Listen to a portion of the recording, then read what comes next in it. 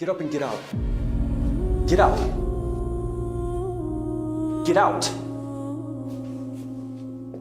I have a question for you. Say Christ is Lord. Say Christ is Lord. Say it. You say Christ is Lord. Get out. Get out. Christ is Lord.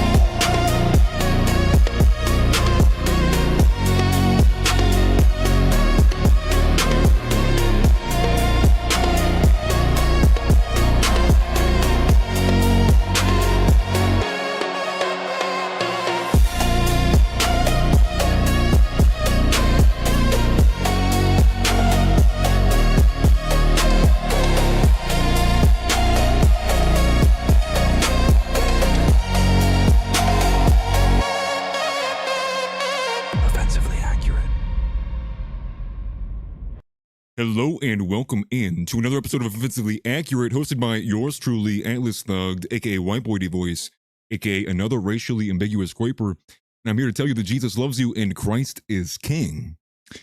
Unfortunately, alongside some very terrible things. And good to get in here, good to be back in studio with you guys. Craig Butler, Hippocratic Oath, Smiley Boss, good to see everybody in here. And you guessed it, a lot to get into. And real quick, I'm going to go ahead and switch the power chat, turn that on. Hopefully it will work well for us today, but again, a lot to get into. As the thumbnail says, the Minorities Report, that is because we're going to be taking a good chunk of time to watch and really see the unfolding of this grooming gang report, the rape report, if you will, that is basically sending shockwaves all across Europe, the United States. This is coming from Rupert Lowe as well. It is probably one of the most disturbing things I've actually had the time to read through today, unfortunately. And man, I mean, we're gonna take it one step at a time going through this. The report has actually kind of scaled me back a little bit, but breaking news, Pakistanis are rapists. That's basically what the report is. And I kind of clipped a little bit on the news report. We were going to look at the conclusions from the report as well. That is essentially 90% of all of the rapes are being committed by 6% of the population. That 6% is very explicitly Muslim. When you look at the numbers too, there is specifically this, there's a Pakistani element to it, but there's a Muslim element to it. And so they kind of go back and forth over how the proportions are different between both Pakistani and Muslims, although the majority of it is Pakistani. And so what's wild about this is some of what the rhetoric is that's kind of floating around this is Asian men, which is like the craziest thing. I've been seeing a lot of people saying, Asian men, they're trying to basically kind of hide inside of the identity of who these people are, who's committing these atrocities. But that's not even really the breaking news element. I think most of us here, and I would imagine many of you, would already have an idea of what this kind of culture brings when it's brought into the first world.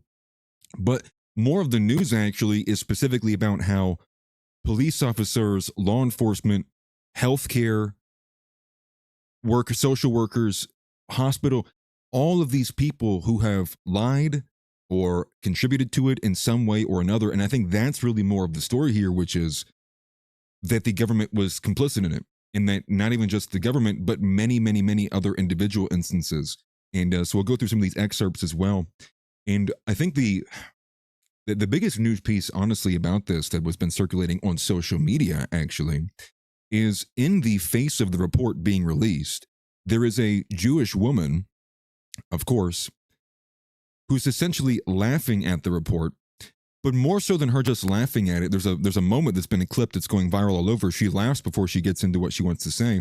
She begins to talk about this technicality in the report as if it has really any kind of bearing on the overall findings of such. And she basically puts forward about a 5 to 6 minute video talking about how they got the county lines aspect wrong. And so she's making a very technical argument over the trafficking over county lines. And despite that, I don't think anyone really honestly cares about that. I think the main part of the report is just how rampant it is, how widespread it is, and how the government is actively participating in it. And so much so that there are excerpts from this report that talk about how police officers were not even just protecting these people, but things like cop night and even Pakistani police officers partaking in some of these sexual assaults of these primarily white Christian girls. That's the other element to this too. It's not just girls in Europe, girls in the UK. It is explicitly white Christian girls who are being targeted, and so much so that they have a bit of the terminology labeled out inside of here as well too. And it's just, again, very, very, very, very disturbing. And Emily says, please tell your wife she did an excellent job on that collar and shirt front. Well, it was all me. It was all me, actually. I picked it out too, and I wanted to have the fit going on as well. I tapped into my inner looks maxing, if you will. But I do appreciate it. Thank you very much. I appreciate the kind words. Same thing from Alec Barton said, don't get to appreciate the suit on the audio only. Very true. Romula says it was so arbitrary to bring up phone lines when trafficking implies so much more. Wholeheartedly agree with that. Emily says, oh wow, you ironed it. I actually keep very, very, very very good care of the clothes here and the outfits. Although I rarely wear them, so it's not even that they're being ironed. It's just that they sit in the closet for years on end. So that's one story. That'll be one of the main featured stories we're going to be getting into today. The next kind of featured story is going to be a community submission. This is from House AI, our very own House AI, very lovely person. And that is going to be taking a look at as well this story that there are the $1.2 million that was funneled from the SPLC to an informant inside of a white supremacist group considered the National Alliance. But that's not even really the headline there. The headline there is that inside of this report, they had a loving relationship. And so you have an SPLC boss who's like very liberal, very anti-racist and expert on fascism is having a romantic relationship with said informant who is gathering information from the National Alliance. And a couple different stories in there too. It was not just one informant, but she did have a relationship with one of these informants. She shared a joint bank account with one of these informants. I believe two actually different bank accounts that they shared, and they owned a home together. So much so that something to the tune of 140 grand from the SPLC went to fund the personal expenses, the personal living expenses of these two individuals. Just another wild story, if you will. And made better by the fact that the woman, I believe her name is Haiti Baraik or something like that, made better by the fact that she is probably one of the most dysgenic, ugly-looking freaks I've probably ever seen. And I don't say that even lightly. I mean like that wholeheartedly. So that's another added, maybe perhaps comedic element to this, regardless of what you may think of that. This is, I mean, it was kind of, I had to like scroll quickly past the photos on the article. It was scaring me and it was scaring my children. Anyways, that's going to be one of the second stories. The third story goes back to what we've been talking about for some time, which is obviously the Iran war. Now, the update to what's going on today is kind of more on the pieces element of it. No kind of major change here, but there has been a major change in the dynamic on the domestic side of the aisle. And that is that as I was saying yesterday, as this deal is beginning to set in, its permanence is beginning to set in, the reality of what this deal is beginning to set in. As we were saying, as we're getting closer to Friday, it's becoming more real.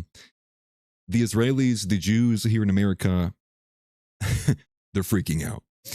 Not only are they freaking out and angry at the deal, now they have begun with Ben Shapiro and Mark Levin, Laura Loomer, and others have now begun to take a much more hostile approach towards Donald Trump. That's kind of the new update there. And Donald Trump is actually continuing with some of his rhetoric there. And it was some of this rhetoric particularly that seems to set some of these people off. Some of it about the change in concessions on the ballistic missile programs. You have Ben Shapiro talking trash about J.D. Vance. You have Laura Loomer acting like a false flag's right around the corner.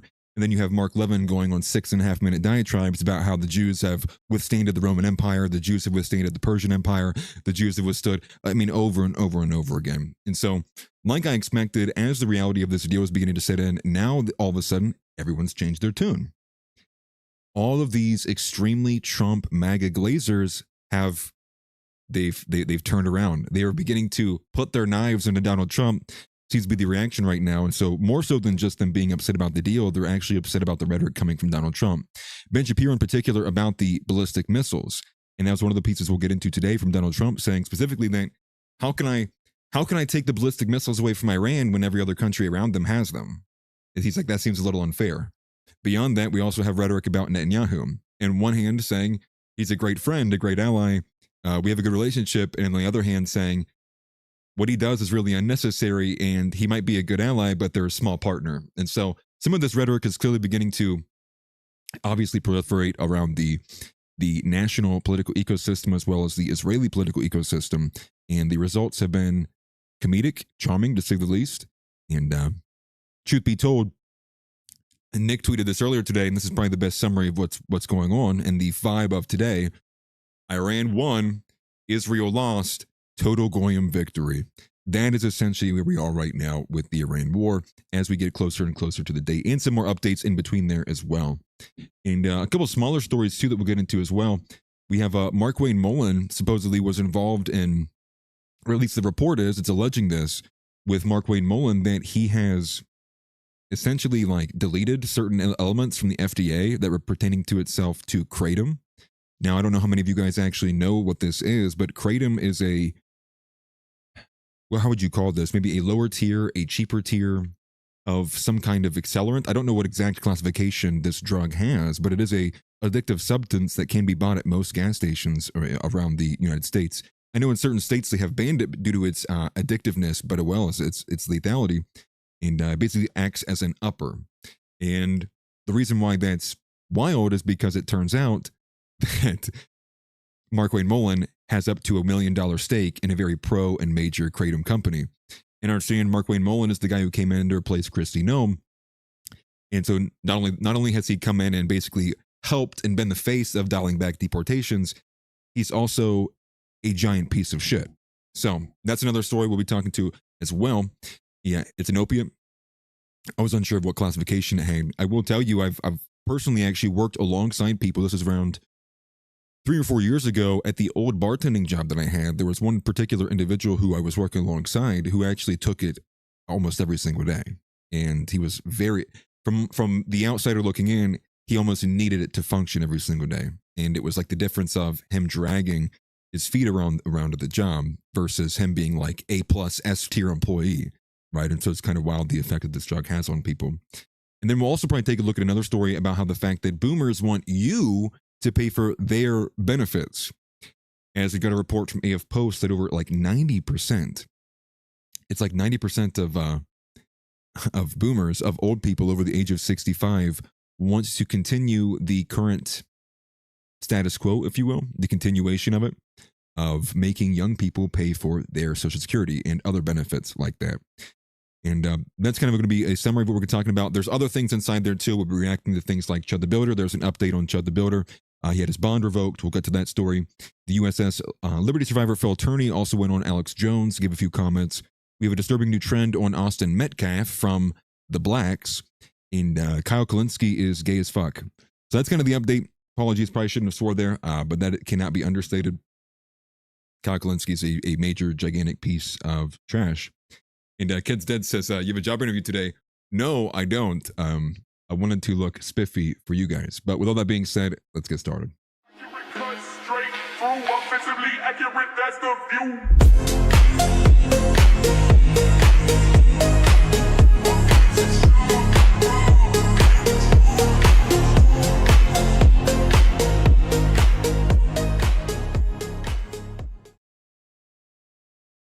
Almost couldn't even find the scene.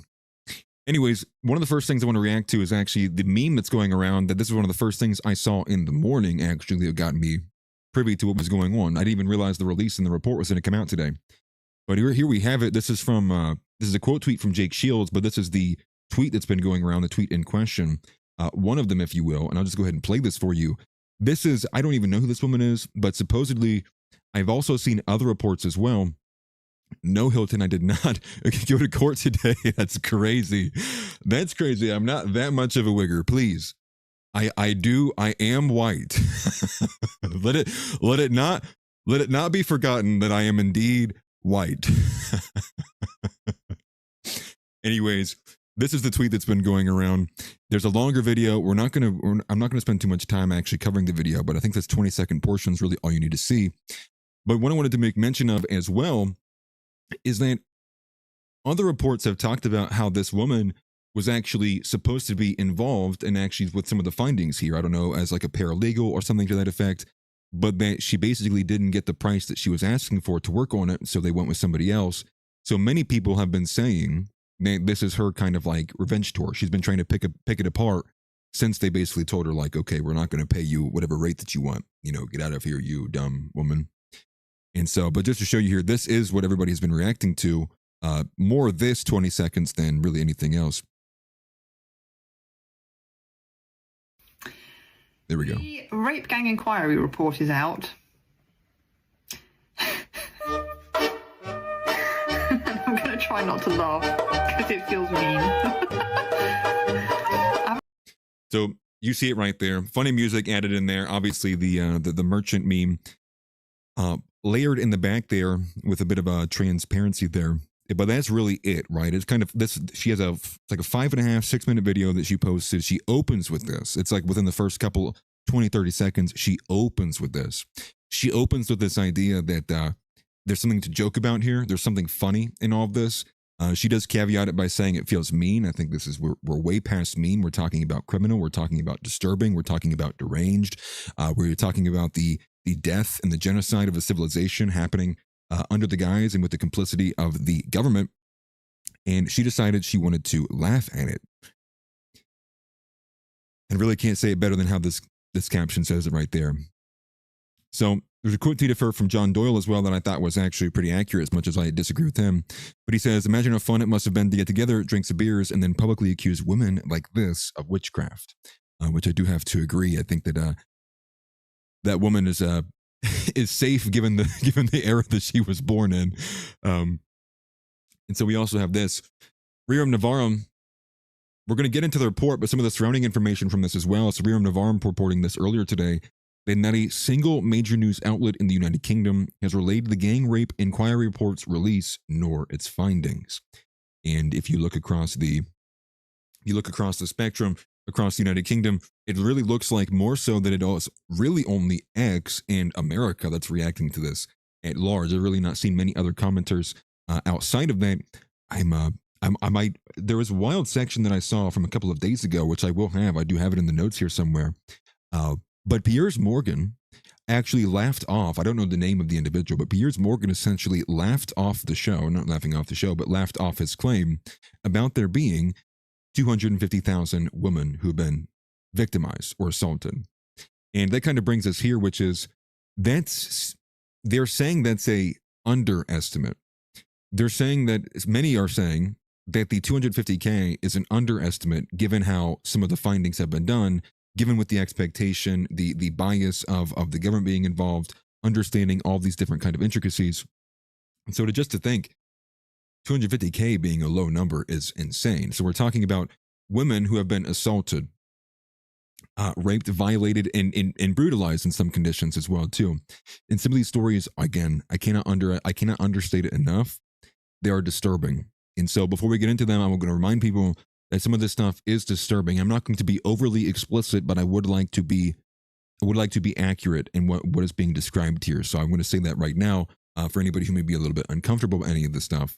But I do find it to be very important to go over some of these specific details.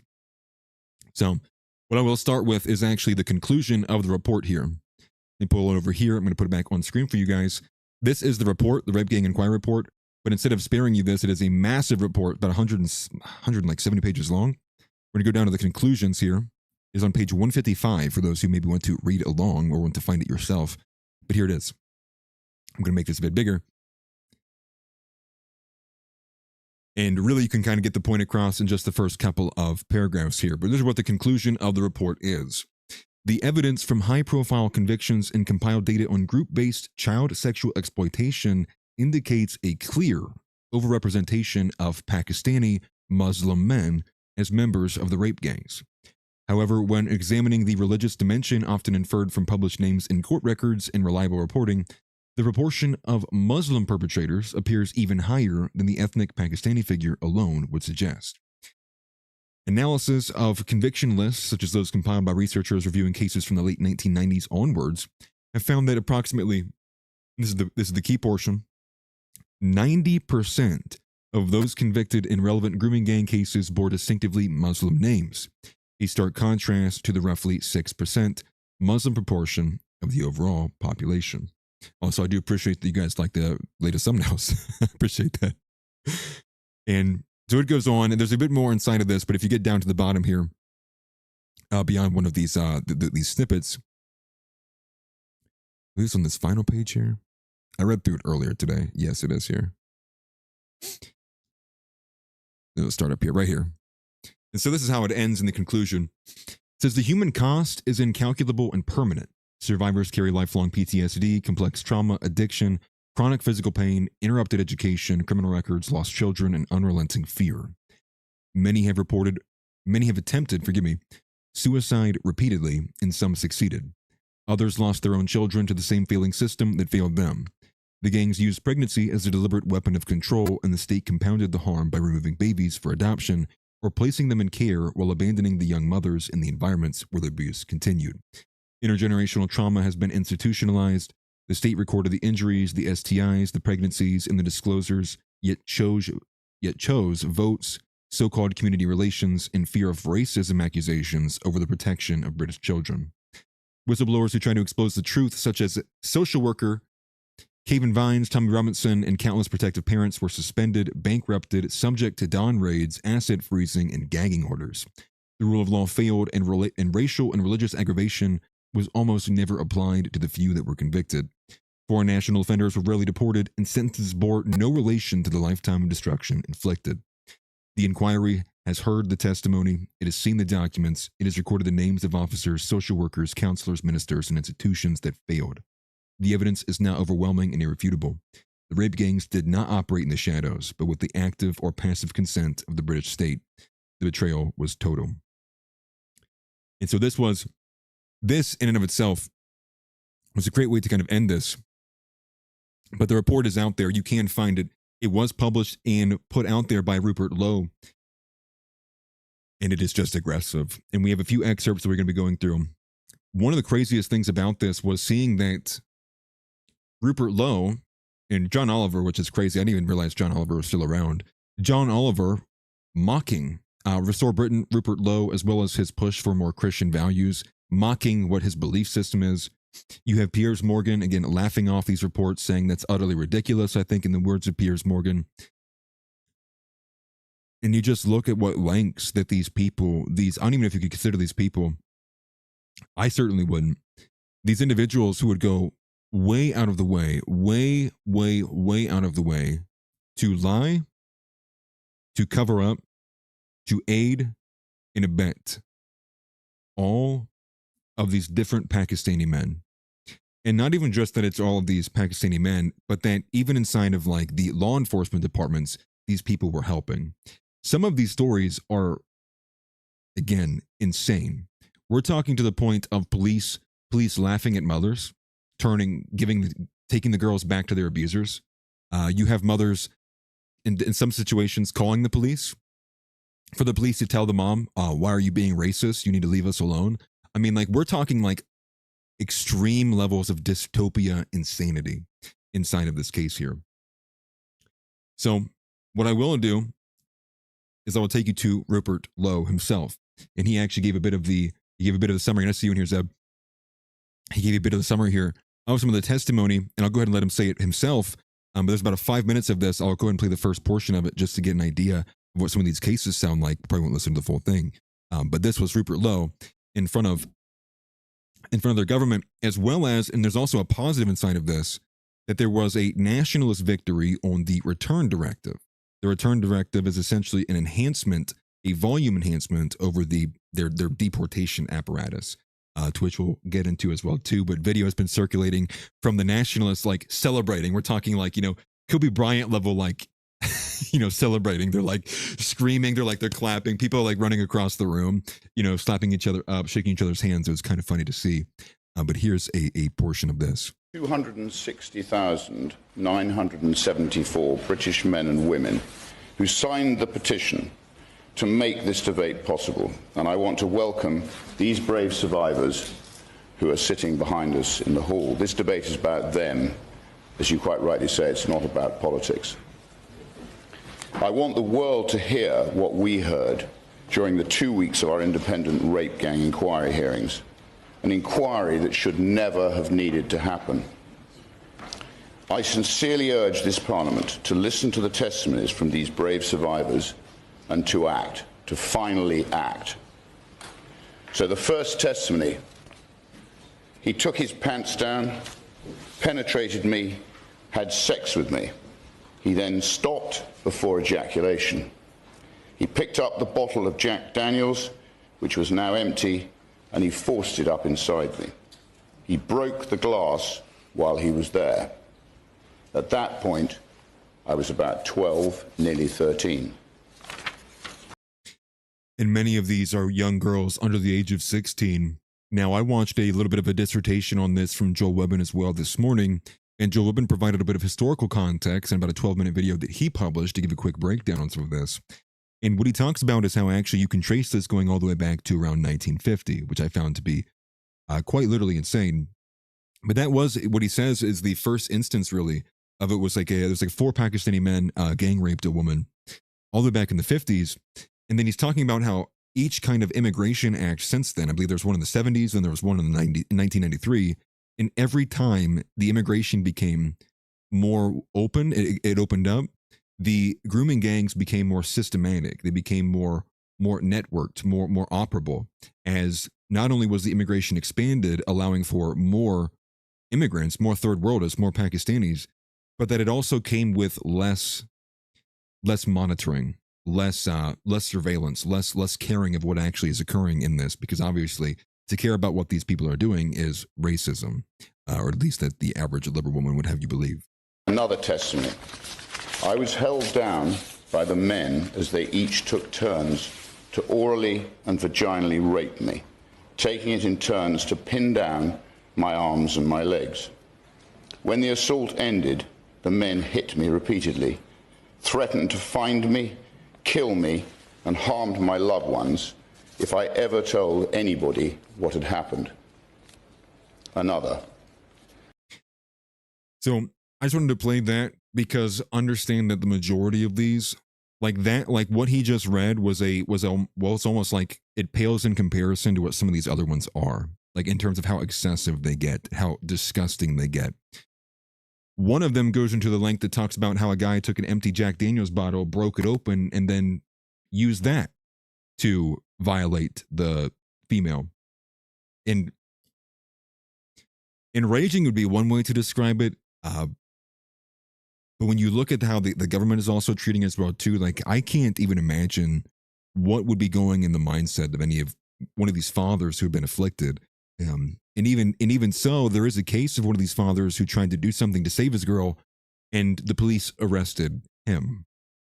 So again, one of these other situations, which is very similar to what's going on in the United States, is that we know it's happening. Everyone's aware that it's happening, and the worst part about it is that if anyone tries to do something, or if anyone tries to make a move in any way, shape, or form, it's the government tying your hands behind your back. It's you being arrested. It's you being castigated. It's you being fined. It's you being charged. It's you being plastered all over the news media. Racist, racist, racist. They'll get Joe Behar and The View will be talking about you 24/7. And it's just disgusting. Luckily, though, something of this magnitude does seem to be something that can be shaking the waters. And understand, this is coming off the back of, again, the Belfast riots. And so what seems to be is the dynamic in Europe perhaps maybe changing. I try to have hope and be optimistic as much as possible. But you look at these events and you do go like, there has to be a snapping point somewhere. There has to be a red line for white men in the UK and as well as America, that it will incur some kind of response, some kind of consequence. But moving away from Rupert Lowe, though, and I will say credit to Rupert Lowe for publishing it. He did also post it on X as well, too. You can go and find it directly there if you want to. But we're going to get into some of these excerpts here just to show you this. This one's a two-sided excerpt because they actually highlighted what I found to be the lesser of the offenses. So here you have this. Her daughter was being regularly gang raped by Pakis, and the police's response was, quote, "You should just be glad your child is being taught a different culture." The commenter says heads must roll, but you can read this excerpt here, and I'll just start from the top.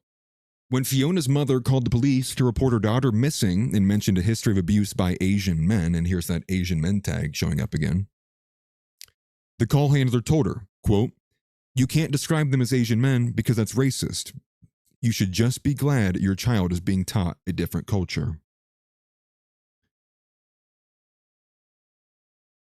Now, the reason why I think this is the worst is look at the continuation here. Look what's not highlighted if we continue through this excerpt here. On one occasion, a police officer returned Fiona to the house where the abuse was occurring and told the men to have fun with her. Do you see this portion here? On another occasion, police instructed the abusers that if they could persuade Fiona to sign herself out of care, the police would stop bothering them.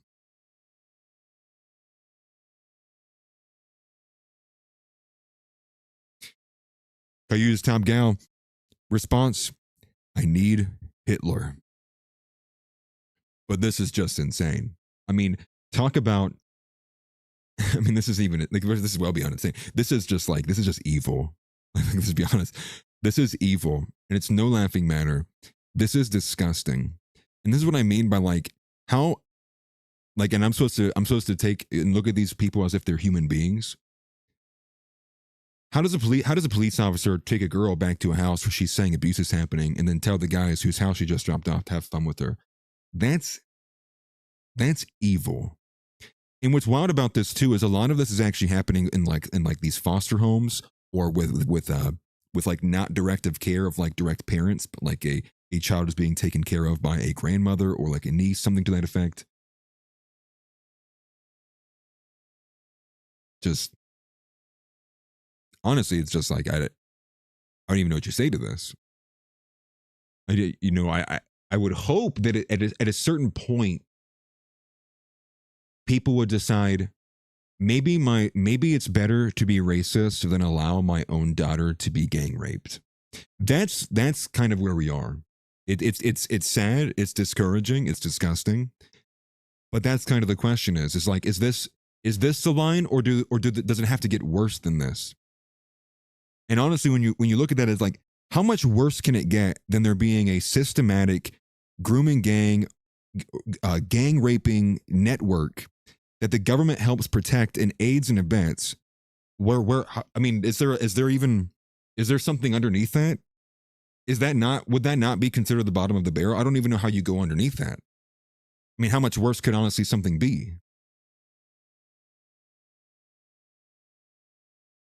But alas, Europe has essentially been conquered for some time. And that's just one excerpt. And as I was mentioning, though, it seems to have encouraged, and again, the overall, and not just this report as well, but what's been happening in Belfast, what's been happening with immigration in general, has seemed to occur a positive response or a more nationalist response. And like I mentioned earlier, from the inevitable West, breaking the return directive, a proposal to increase the speed and volume of migrant deportations has just officially become European Union law. Nationalist MEPs have broken out into chants of "send them back." And this is kind of an inspiring video to see, or at least a cathartic in a very loose sense, just given off the back of what is coming out of this report. The hope being, hopefully, that this will begin to resolve this problem and put Pakistanis back in their country where they belong, and not in the Western world. But forgive me, let me turn the volume down on this. Just to show you, this is them celebrating. And I do believe it does change the camera angle at one point, but you can see on the other side of the aisle, all the leftists are unhappy. You can see people being glum. I'm not sure how they split it. I think it was like the left versus the right. But very positive. There's another one that shows a better angle of the left-hand side of the aisle of all these people being glum with like their heads in their hands. And it's like, that's just wild. It's just absolutely wild. Literally insane. And I don't even care. I'm not even in the business of making sense of it anymore. I just want it to stop. I want it to go away. I want it to be permanently not a thing to have to worry about anymore. And like I was saying too, one other thing, this is how it's being defended. So now we have the report, and I'm sure they'll change their tune then, but this is how disgusting these people are. This is Piers Morgan, Olma Huger. I don't know who this individual is, but it looks like it's Don Keith is his name. But this is just as a few days ago, Piers Morgan basically laughing him off to these claims. It's about a 30-second clip here. It's fine. 250,000 of your women are being raped by Muslim, but it's okay. Again, it's fine. utterly ridiculous Go statement. to Birmingham, go to Manchester. Utterly ridiculous statement. Go to Hull. As I've said repeatedly, Go the to vast majority of Eastern. sexual crime against That women was in the UK. Lord Malcolm Pearson in Parliament. Don Keith, the vast majority of sexual crime against women in my country is committed by white men. Oh, here we Because go. they're the You've never heard majority. of per capita. I have heard of per capita. It's disproportionately committed by Muslims against white Christian I girls thought the because it's a question was rape to me. genocide. All right, let me It's an bring Islamic.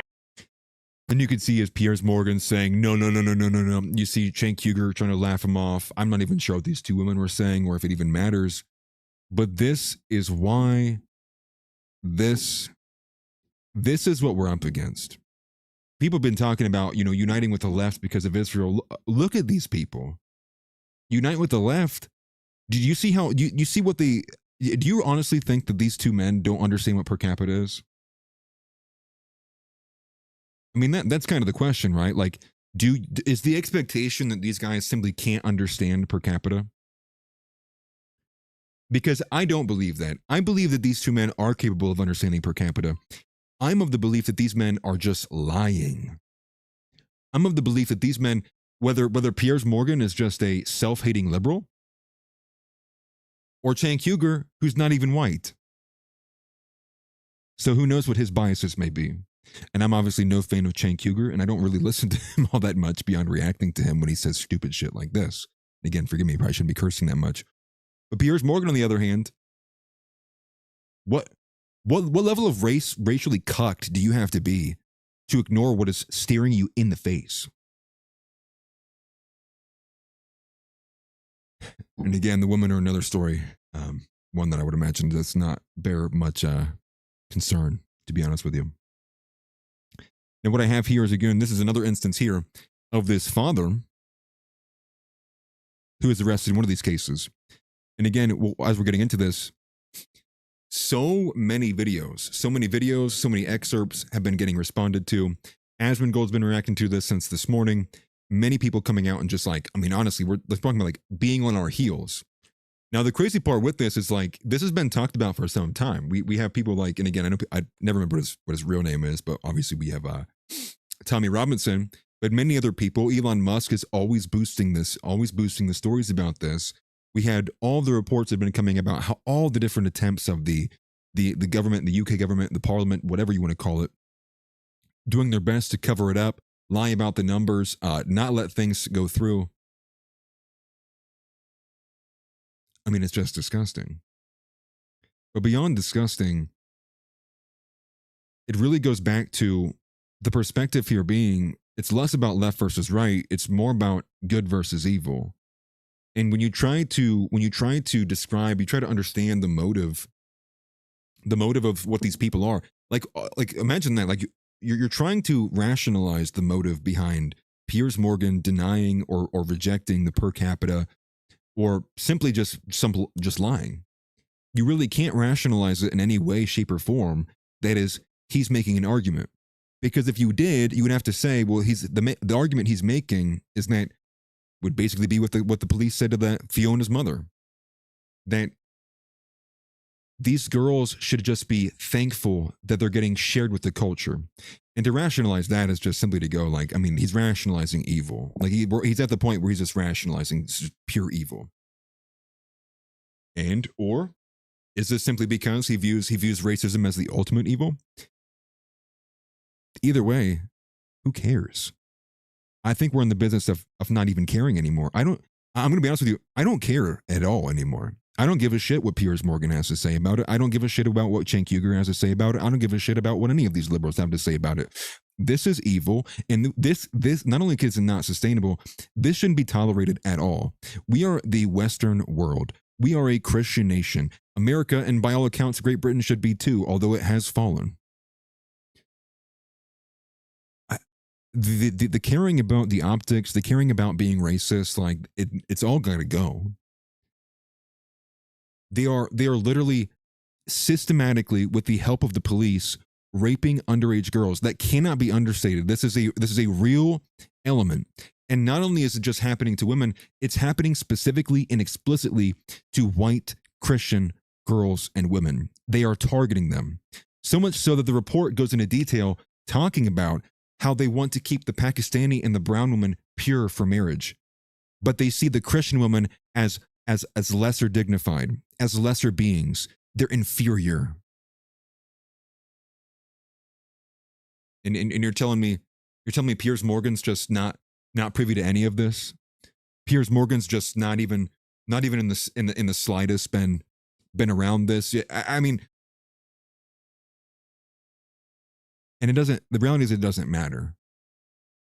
Because the longer that we sit here and we try to have arguments with Piers Morgan, instead of sitting there and shouting him down for the evil, degenerate, dysgenic freak that he is, the more time that these people have to rationalize and find better ways to hide or systematically continue what they have been doing.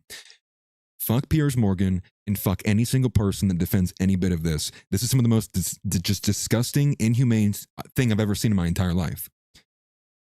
And on top of that, I mean, any person who is defending this, any person trying to describe away, dude, no more tolerance for these people. Unsubscribe from them, unfollow them, let them know how you feel. Now, I'm saying that, but I've also not seen too many people since the report has been released begin to rationalize this, and thank God for that. But at the same time, you have to imagine, I mean, we saw the woman do it. The woman, I don't even know if really she's trying to rationalize it, more so as she's trying to just be annoying because she didn't get paid, whatever maybe her reason is for that. Who cares? To tell her to shut the hell up and get, I mean, hell, you want these Pakistanis? Send her to Pakistan. You want to experience that culture so much? Good. You're going with them too. Don't care. Revoke your citizenship. You can never come here again. Don't care. If Pakistan won't have you, good luck. You're a nomad. You sacrificed all that when you decided that you couldn't even be a basic human being. When you couldn't even at the bare minimum, recognize human decency. Emily Allen says, Alex, you're missing a crucial point. It's not just that they hate white women, they hate women, period. It's an obvious pattern in the culture. That goes without saying. But beyond that, it is important to understand that this is there's a religious element to this too. Beyond just the racial element, there's a religious element, which is they hate not only just white women and white men, but they hate Christian women, Christian men. So it's not as simplistic as it's just simply on race. I mean, we're talking about the religion. They see it through these lenses. Yeah, F the police. I mean, F Britain, man. At this point, we should be making arguments that like the United States should conquer Great Britain. You can't run your country anymore, dude. Nuke these people. For all I care. That's a little too far, obviously. A few ballistic missile strikes wouldn't hurt. Regardless, like we should go and take Great Britain. We should go and finish the job. We should go and be like, not only did we escape from your empire, did we become the greater version of you? We're coming back and taking what you guys had too, because you can't run a nation. You race-cucked, disgusting freaks, we're taking it back. Forget Greenland, that can be an addition. We're taking Britain too. And we could take the whole EU. Obviously, that's me being a bit hyperbolic. But it's just like, these people. and then again, it's just like, you go back to this whole like, we're uniting with the left. We're going to unite with the left because of Israel. You fucking kidding me? You know how many people you would unite with the left over Israel, and they would be going forward with this? They'd be like, well, don't be racist about it. Unite with the left. I don't care. Not happening. Can't happen. Will never happen. Never. Not uniting with the left. You have to disavow this. If a leftist is willing to disavow racial cuckery, sure. But, dude, I'm trying to keep it in. I mean, like, I'm going to be honest, like, not that it just, like, it spikes my cortisol and I'm getting angry reading at it, because, like, we know these things happen. But the thing is, too, no, you're not Shadow Band Hilton. I'm just ignoring you. No, I see you, dog. So it may be bad in the Great Britain. And the part there, too, is it's systematic in Great Britain as well. But is the concept that like that it's only the Pakistanis in Europe that are doing this? You think that these people aren't trying to do the same thing here? That the mindset of those people only exists in Great Britain? It only exists in this small suburb of Lord knows what? No, it doesn't. They all for the most part. But again, exceptions don't make the rule. The masses do, and for the most part, they all think this way. If given the chance, if given every Pakistani Muslim, the majority of them, if given the chance, if they knew that the government would help and not pursue crimes against them, they'd partake in this too. They enjoy it. It's a cathartic experience for them. Not only is our white Christians being genocided, not only is a great replacement real, but now it's become a complete perversion of it. Now we've gotten to the part where they're literally like, you understand that what's happening here in Great Britain is like 3 times the scale of the rape of Nanking. The rape of Nanking was like 60 to 80,000. We're talking at 250,000 is an underestimate by some people.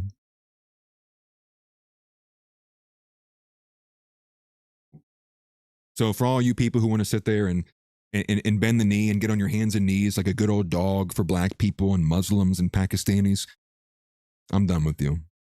You can have them. You can have with them. But I'm taking my side, which is white and Christian, and I'm saying I'm done with this. Here's a hard line.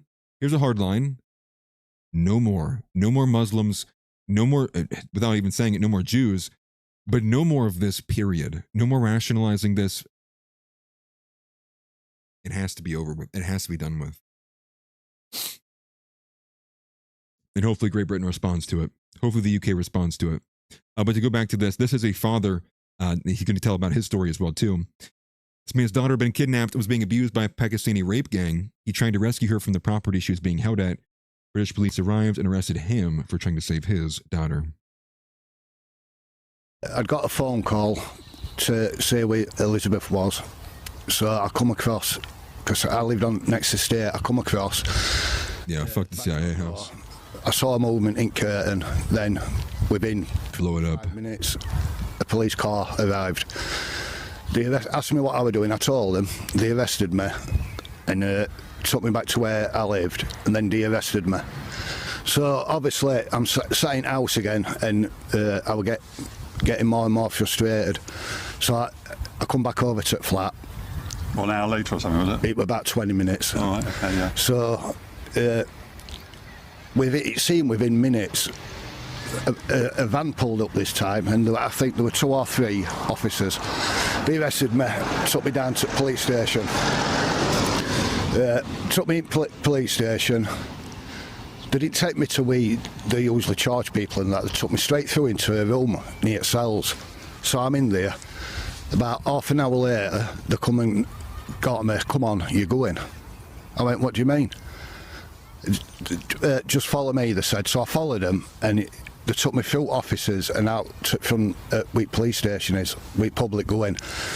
And they warned me if I come back to the flat, I'd be arrested for stalking. Because stalking laws had just come in then, serious ones. So they let me go. But what happens if you say, "Look, my daughter's in there, I want my daughter out"? Yeah. What do they say to you? She isn't in there, or she wants to stay in there, or what do they say to you? It was what they were saying to me. It was what they were threatening me with. You know what I mean? They wouldn't answer me questions. Why wouldn't they get her out? Why wouldn't they let me get her out then if they don't want to do it? And I just kept coming back all the time. Look, you're targeting people because of the race. I mean, I'm going to be honest. If this is the situation that you're given, and you're the father, it's like you have to do what you have to for your daughter. Who gives a fuck about what the laws are? It doesn't matter at this point. There's no point in respecting the rule of law when the people overseeing you are tyrants. They are evil, and they're complicit in your destruction, in the erasure of your peoples. Especially if they are complicit in the degradation of your own child, to the violation of your own child. That they will arrest you, they will charge you, they will criminally penalize you for trying to rescue your daughter. I mean, it's so, I honestly, prayers out to this father, and obviously, praying for all the people over in Europe who have been affected. I'm sure many people maybe even haven't even spoken at this point for fear of being arrested, for fear of being perceived or fired or taken away, removed from your job, et cetera, et cetera. but it's so brutal, and it's so in your face as well. And the guy's interviewing him. It's like, this is it's like, it shouldn't even be news. Like, where's the response, right? Very sad. Very, very sad. And again, this is all what's happening in Europe, very systematically so. But again, understand that, like, this, if allowed, it would be happening in the United States all the same. And the if allowed notwithstanding, I mean, like, there's probably already portions of this already occurring.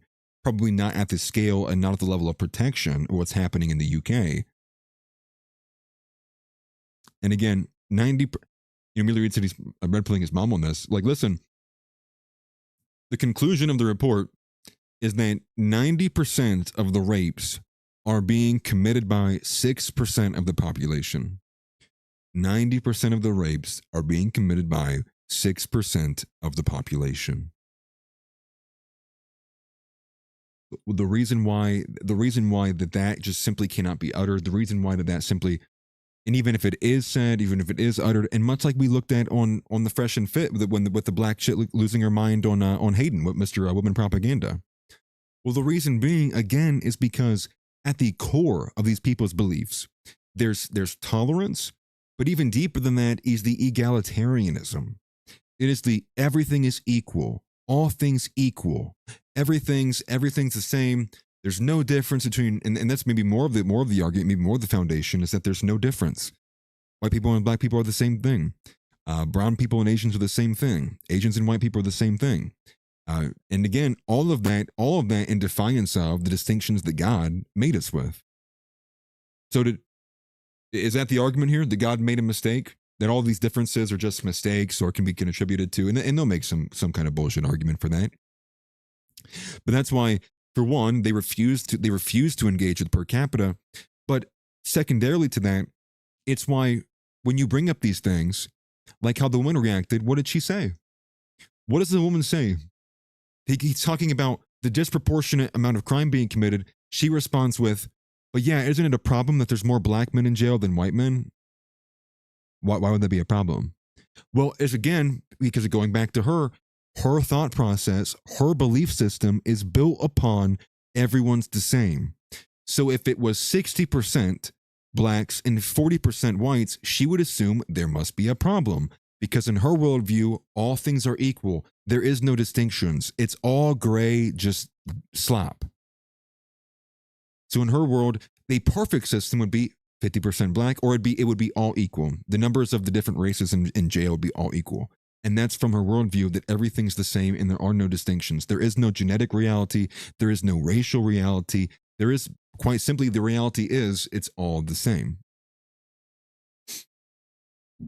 What is per capita? Yeah. What is per capita, guys?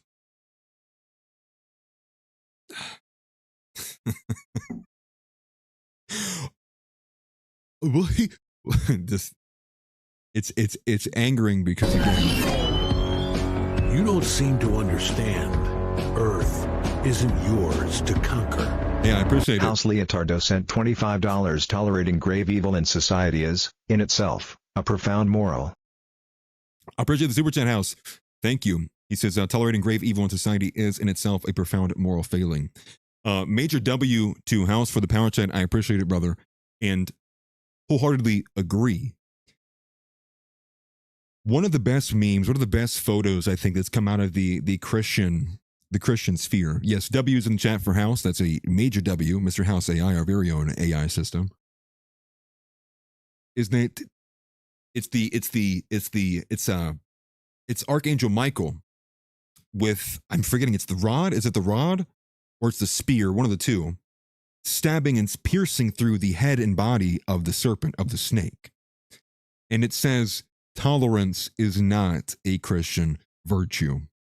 And that's the other kind of element that's operating here, is a lot of what's backing up the kind of the social sentiments of allowing this is coming from a lack of education. And I'm saying that to really kind of summarize, again, the average Christian and the average person. Well, here's the thing. for one, you have the average Christian who believes that Jesus's main message is like, just be nice, just be nice. It's kind of this reductive way of, no, Christianity is not this robust and comprehensive, but belief system with many, many, many different nuances and complexities. No, it's that actually Jesus just said that one time somewhere in there, like be nice to people, or, something, I guess, if you can manage, I guess. And then what's crazy is on the other side of it, people who aren't Christian, their understanding of Christianity is also this. It's also that Jesus said somewhere some time ago, when he was fishing with the boys, just be nice, or something like that. And so much of this, it is supplementing this belief system. So much of this is supplementing and allowing for this, that when push comes to shove on all these other elements, they go, well, I don't want to be mean. I don't want to be rude. I don't want to be, well, how can I make a judgment about that? And so you have that supplementing it on top of all of the other social institutions, the Jewish controlled institutions that are all reinforcing it between feminism and again, egalitarianism, just tolerance, even outside of the Christian worldview, or I would say rather the really reductive and incorrect worldview. All of it basically summarized, pointing to just be nice. Just be nice. Don't say anything. No races are different. And saying otherwise, it would be a grave sin, because everybody knows that Jesus loved black people. It's all based on and built off of just nonsense. It's all based and built off of people not being able to read, for lack of better words. Like, it's all based on more and more fabrication, loose hand, simple hand, not really accurate. And it all makes for this big pile of nonsense. And this is why we got to get back to really understanding, really holding fast, and being specific. And that's why it goes back to us men. You don't seem to understand. Earth isn't yours to conquer. Major W, At I Joshua appreciate Vaughn that. 8391 cent $99 on the world built for boomers is the world built by boomers is. Thank you very much, Joshua VanDerNoord. I appreciate your super chat. He says, the world built for boomers is gone. The world built by boomers is here. Very true. Very true. And we'll actually talk to boomers here in a little bit, but W to the super chat, W to Joshua VanDerNoord for the 5. I appreciate that very much. And apologies that made me forget a little bit of where I was going with that. But regardless, that's what I was going to say. That's why it's very specific to... You don't seem to understand. Earth isn't yours to conquer. Reed sent $5. When the Christian spirit rises, our enemies will not be. Surrender Oh, this is a great is scene. your only option. I love this scene. I choose death. I choose death.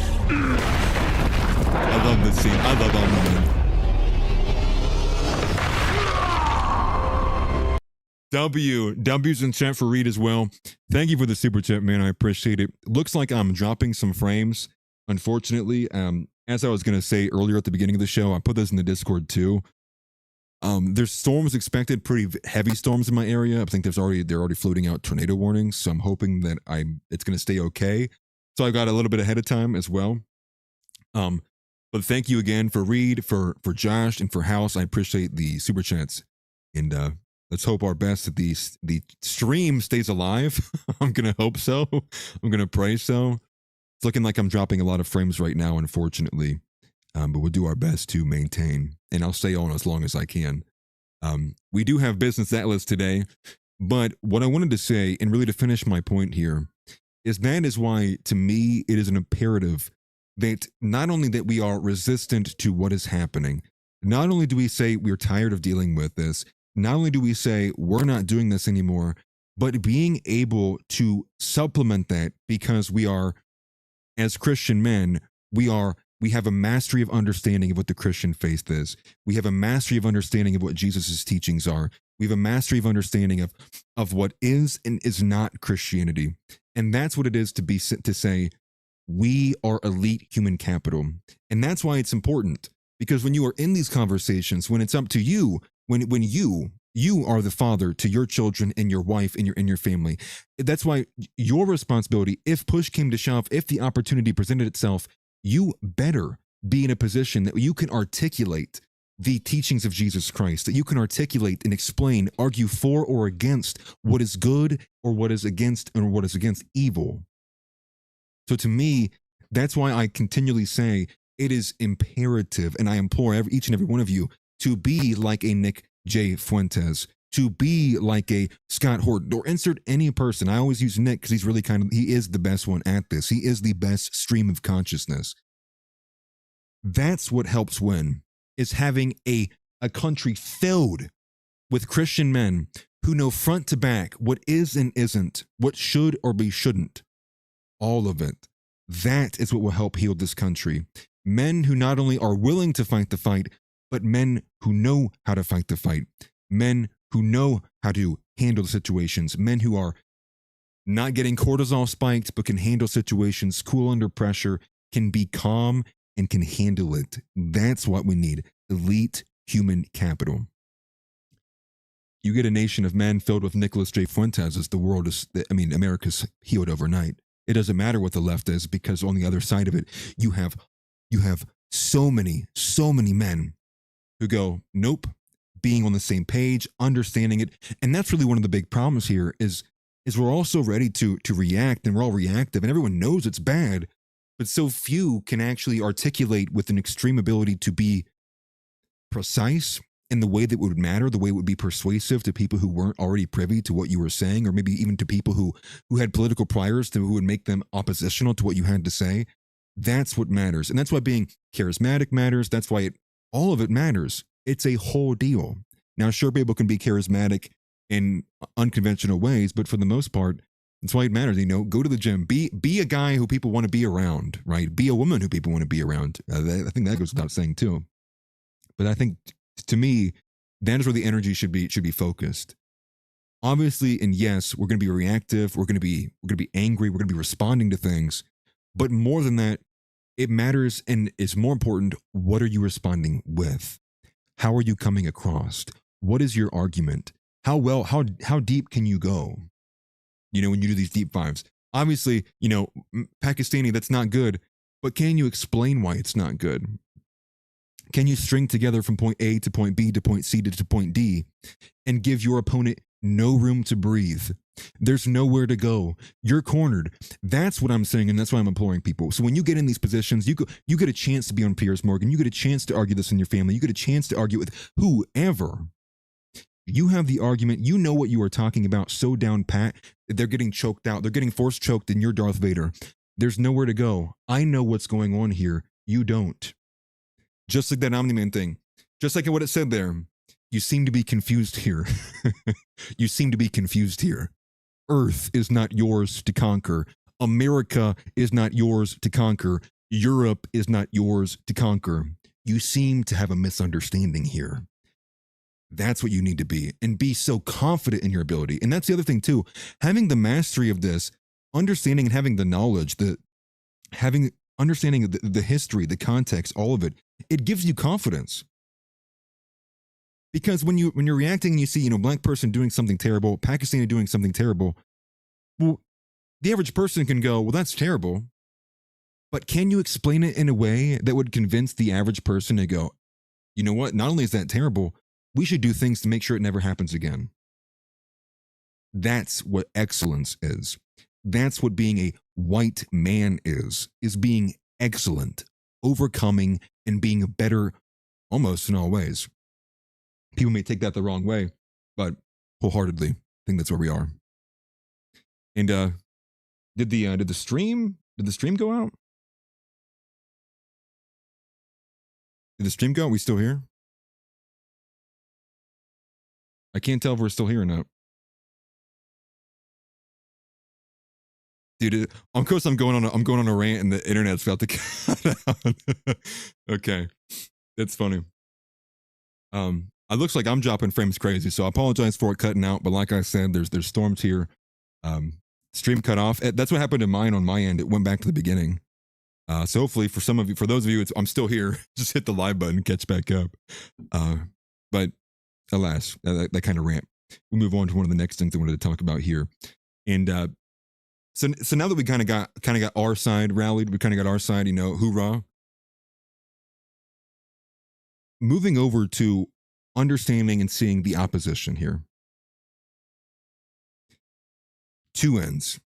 I want you guys to see and really absorb how the left, the average liberal, perceives this, thinks about it, would respond to it. But even further than that, I have a good snippet of how a brown person, a self-acknowledged, self-acclaimed brown person is thinking about it, responding about it, talking about it. So here's this. This is John Oliver. Now I'm going to be honest, I didn't even know he was still around. Like, I thought this guy got fired a long time ago. I didn't know he was still around, but I guess he's still making money on some show somewhere. What is that, John Oliver? You got the 3:30 in the morning slot on the Sci-Fi Channel. You love to see it. You love to see it. Also, I appreciate that. I did prepare to rant earlier today. I did write it down. Not that I write it down a script, but I do. I tried to know what I was talking about. But this is John Oliver mocking Rupert Lowe, but not just Rupert Lowe, and less about the rape report. This is John Oliver mocking the broader mission of Restore Britain from Rupert Lowe. Now, I will say I am not entirely up to speed with all of the people who are engaged here and who are part of this or privy to this. But from what I do know, at the bare minimum, at least Rupert Lowe is doing something. So there's that. But he is defending Christian values. And this is what John Oliver finds to be laughable. He finds it to be repulsive. Here's John Oliver in his own words. Mocking it, laughing at it. Essentially,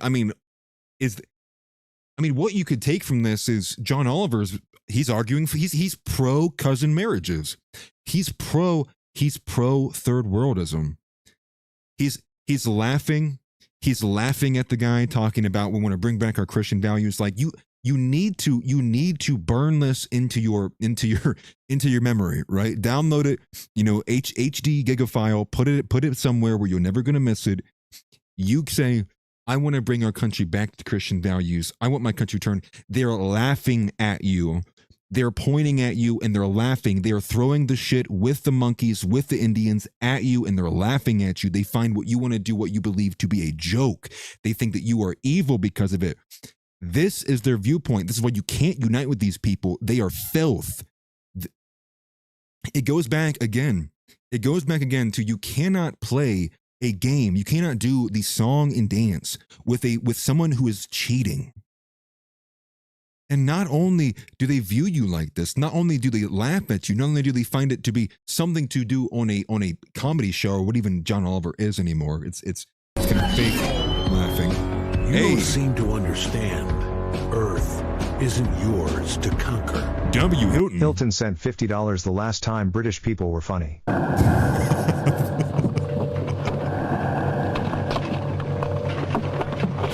Is this from Monty Python? Oh, the king of Carbano. AW's in chat for Hilton. Right. Keep me covered. What with? Well, just keep me covered. Too late. What? There he is. Where? There. What, behind the rabbit? Yeah, the Holy Grail. Is the rabbit. You silly sod. It goes all worked up. Oh, it's no ordinary rabbit. That's the most foul, cruel, and bad-tempered rodent you ever set eyes on. You tit. I saw my arm and I was so scared. Look, that rabbit's got a vicious streak a mile wide. It's a killer. Get stuffed. He'll do you a treat, mate. Oh, yeah? Manky Scots git. I'm warning you. What's he do? Nibble your bum? He's got like having a Crusader shield. I love that. He can leap about. Look at the bones! Go on, boss, chop his head off. Right, silly little beater. One rabbit stew coming right up. Look! Jesus Christ! I warned you. I've done it again. I warned That's you, crazy. but did you listen to me? Oh, no, you knew it all, didn't you? Oh, it's just a harmless little bunny, isn't it? Well, it's don't think I've always ever the seen this same. movie. I always Tell them, do they listen to me? Right. Oh no.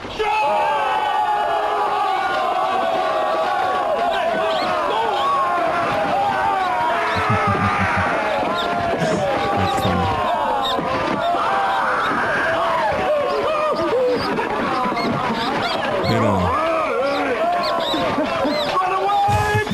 That's me. No, I'm not going to say it. That's crazy.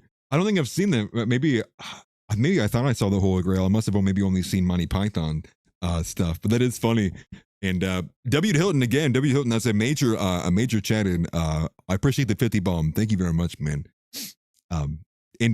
Is there still a delay on your end? I was testing it this morning, actually. I was trying to work through a couple of things, and it was actually, I was able to get it to go almost instantly. But I have been dropping frames, and I did get, the guy who I got in contact with from support said, if there's a delay in the connection, if you have a poor internet connection, meaning me, that does the third-party transfer, it could send delays. And so probably if I'm dropping frames, I would imagine that would cause a delay. But W, that was awesome. I appreciate that, man. Thank you greatly. But again, and I guess what I would say here too, major chatter. That's funny. I guess what I would say here too, as well, is obviously a lot of what I'm saying is looking at the example being set by what's happening in Europe and extrapolating there and applying it here. Because it's not to say that what's happening in Europe is simply unique to them. However, the systematic element of it, I would say, clearly seems to be, forgive me, unique to them. I would not be surprised if we have systematic elements of that happening here.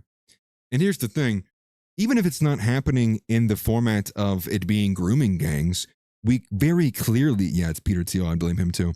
It's very clearly happening in other forms. Like we've covered and talked about the biolabs, right? Not only did we cover the fact that the biolabs are a thing, they're expanding gain of function and doing weird shit with SARS and Ebola and Newcastle disease and all this other random stuff. And then it's vertically integrated. It's vertically integrated in the sense that then when finally anything happens to the guy, we finally see something happen to the guy, what ends up happening to Ori Solomon? Well, he's in Israel now.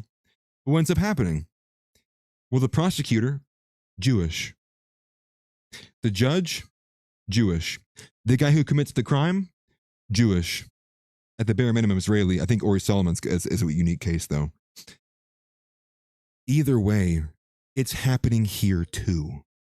The complicity of the government is the problem.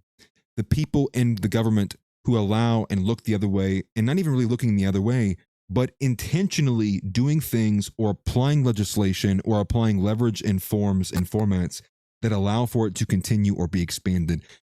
So yes, as the rapes are the kind of on the surface, like really kind of like, whoa, like that's poisonous, that's toxic. The biolabs they kind of lack that oomph, but it's happening here too. And it is happening at scale here too. Perhaps not the grooming gangs, but in other formats that are just as degrading to our society as others. But again, major W to Hilton. That's a massive 50 bomb. You've been dropping 50 bombs all over the place. I appreciate it greatly. Thank you. Thank you very much. And screw John Oliver. So there's kind of like how the liberal views it. The liberal laughs at you. Ha ha, he he. They're laughing at you. So what does a brown person think? What does a self-acclaimed, self-acknowledging, self-loving brown person think about this? Well, here's this video, and I've had this saved for a while, I've had this bookmark for a while.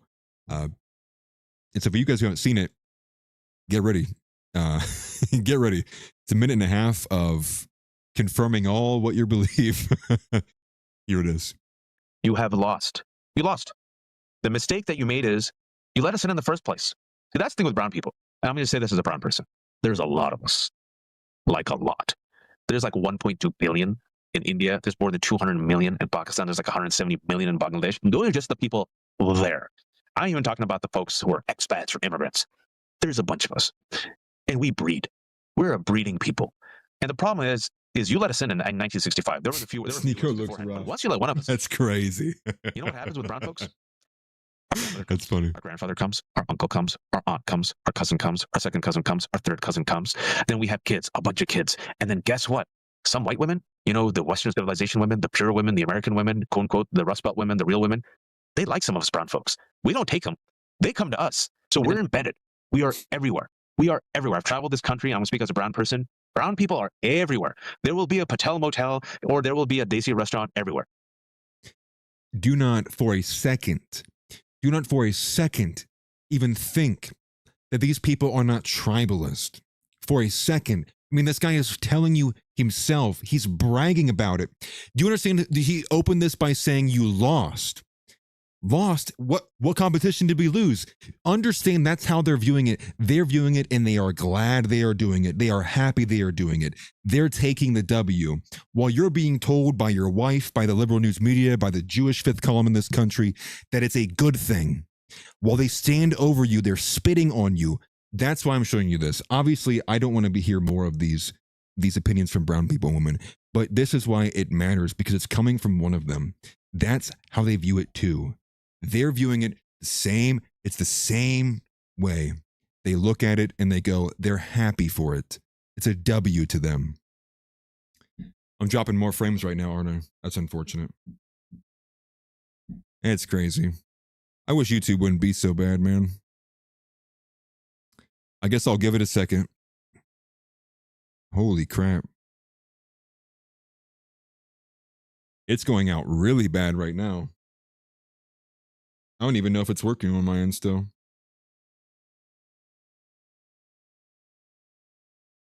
Is it back? Oh my gosh. I'm sorry, guys. Nothing I can really do about this. The internet's just so bad right now. I'm going to see if I turn off my Wi-Fi here, if that'll help. Masad figured me out, I guess. So you can still hear me? Okay, if you can still hear me, that's fine. I'll keep going then. So, that's, again, he started this little clip. He started this by saying, you lost, right? He's addressing it to white people. He's addressing it to America. We opened the borders. We allowed it. They're here. This is what, and they're taking pleasure in it. And he's talking. He's explicitly telling you and going and saying, we breed. We're outbreeding you. We are taking over. We are taking your country. And so that's really what you need to be paying attention to here as well. So don't let any of these people explain away or rationalize away that this is not the perception, that they're not viewing it as a race war, that they're not viewing it as a competition, that they're not viewing it as a fight for sovereignty. It goes back again to the same thing with religion in this country, religion in any country. It's not a matter of if or not, like if there is religion or not, it's a matter of which. So if America is not a white country, it's not a matter of, oh, it's multicultural. That's bullshit. It's either a white country or a brown country or a black country or a yellow country. It's not a combination. It's one. You either are a Christian country or you are not. You are either an Islamic country or you are not. You are either a secular Jewish hellhole or you are not. And that's what I find to be extremely important there. Is I think a lot of people can maybe tell themselves, well, you know what, maybe they're not viewing it that way. They're not coming over here with the intention of robbing, looting, stealing, and taking over. They're not here, no, they definitely are. Perhaps not all of them, but again, the exception doesn't make the rule. And think about how much confidence you must have to record it on video and publish it, knowing that everybody in the liberal media and the liberal news media, every single soccer mom across the planet is doing everything in their power to tell white men in the right wing, like, no, they don't view it like this. No, they're not like this. No, you have it wrong. They're really nice people. They're just like you. They want to be your friend. They want to be a part of this culture. No, that's fake news. That's a lie. That's not real. They want your country. They want your women. They want your children. They want your traditions. They want to erase your heritage. They want to claim it for themselves. They want to rip down our flag and put up theirs. And the thing is we know this. And that's the part that probably pisses me off more than anything, is the fact that it's like, it's the amount of lies that the average person has to tell themselves to go, no, that's not what's happening. So, just to finish out this video here. I want you to realize this. You have lost. Your story is a shitty story filled with misery. It's filled with bland chicken. It's filled with terrible, terrible dry ass meat. Your music sucks. All your culture sucks. Nobody. That's why the kids like listen to black people and their music. That's why the kids love Latinos. Your parties suck because they're monochromatic. Our parties have better food, better music, better looking women.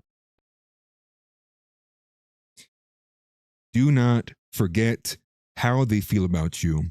They hate Christianity. For the majority of them, they hate God. And for many of them, they just hate you. You remind them for many different reasons. But they clearly do not. Yeah, this guy is assimilating into white Christian culture. He's just like you and me. Surely he would not hire people of his own kind over white people, right?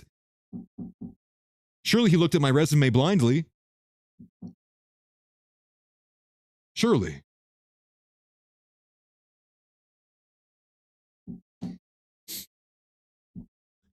This country will start to heal the more that we quit lying to ourselves. The more that we just stop lying to ourselves, it will begin to heal this country. And that's where it's got to start. But how do you stop lying to yourself? How do you stop other people from lying to themselves? Again, going back to being a stream of consciousness, going back to being a guy who understands and can contextualize it, explain it, and be persuasive, charismatic, someone that wants to be heard from, being somebody that has something to say and that's meaningful.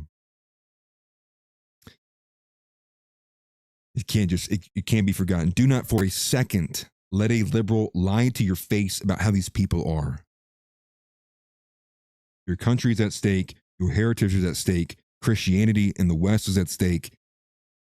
Everything, every ounce of blood that was shed by our founding fathers to the North, to every American man who has died for this country, you're going to let that get annihilated because so many in this country are psychologically raped. Don't let it be that way. So peel back,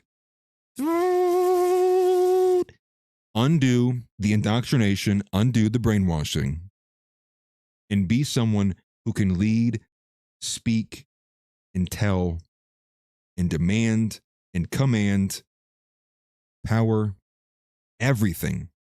Intelligence, spirituality, mentality, physicality, everything. You have to be. Why? Because no one's coming to save you. And if no one's coming to save you, what option do you even have? You can sit there, forgive me, lay down and die and take it, or you can do everything in your power to try to overcome, to try to explain, to try to be the last bulwark of what can defend this nation. You have to be. Because it's either that, take your own side, exactly. It's either that, or we all one by one, whack-a-mole. That can be our future. Bang, bang, bang. And we're going to get to Chud the Builder too, but now it's looking like the update in the case. Well, guess what? His bond has been revoked. Now it looks like we're going backwards. Now it looks like they've somehow found a way to actually charge Chud the Builder. You see what they'll do if you for a second act upon anything beyond just speaking. They will do everything in their power to wield the system against you and crush you. That is why you have to be elite. That is why you have to be above and beyond reproach. You have to be perfect. And that is not an understatement. That is not saying you obviously be like Jesus. I mean, you should be like Jesus. It's not to say you just need to be excellent. They will bend and they will mold and they will crush the system and law and all forms of justice because they hate you. They hate God. They hate Jesus, and you cannot for a second forget that that is what is bounding this. These are the boundaries here. That is what makes the system up.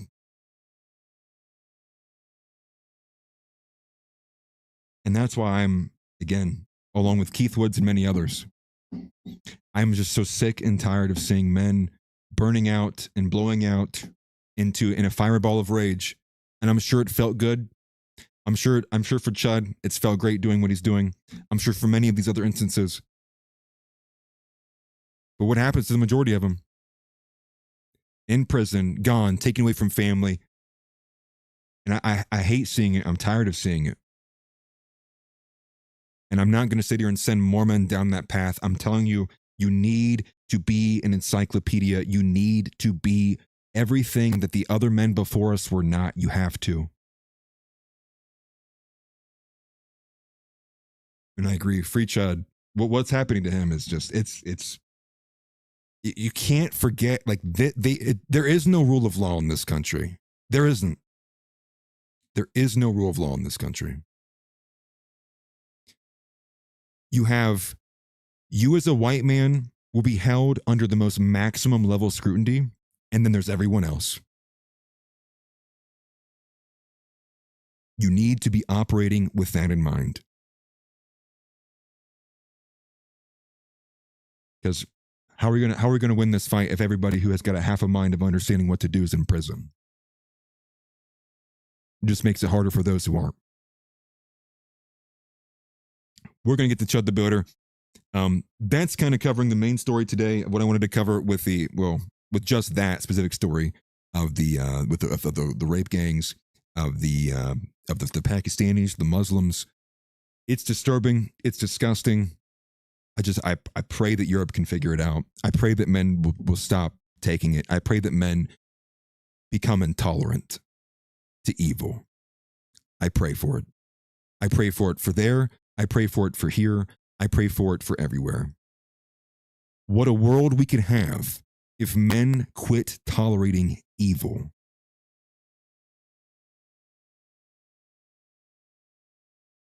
So I'm going to go ahead and move over to the House story, the House submission story, before I get into any of the Iran stuff, because the Iran stuff, let's be honest, it's so tiring. It's so tiring. It's so exhausting. It's so more of the same. So before we get to the Iran war stuff, we do want to cover the House submission story, and then we'll get into the Iran stuff, and then we'll probably react to a few other smaller things around there as well. But man, thanks everybody. Thanks all for all the support so far. I got the main portion of the Iran out. Too bad I dropped 5,551 frames. Like, that's crazy, dude. That number is insane. How many frames I've dropped. But alas, Mossad, Unit 8200, we're enemies. Palantir, enemies. My enemies are the system, and that's the way it should be.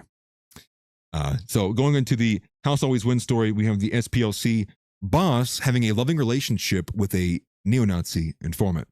Without further ado, we have to do the drop. House wins.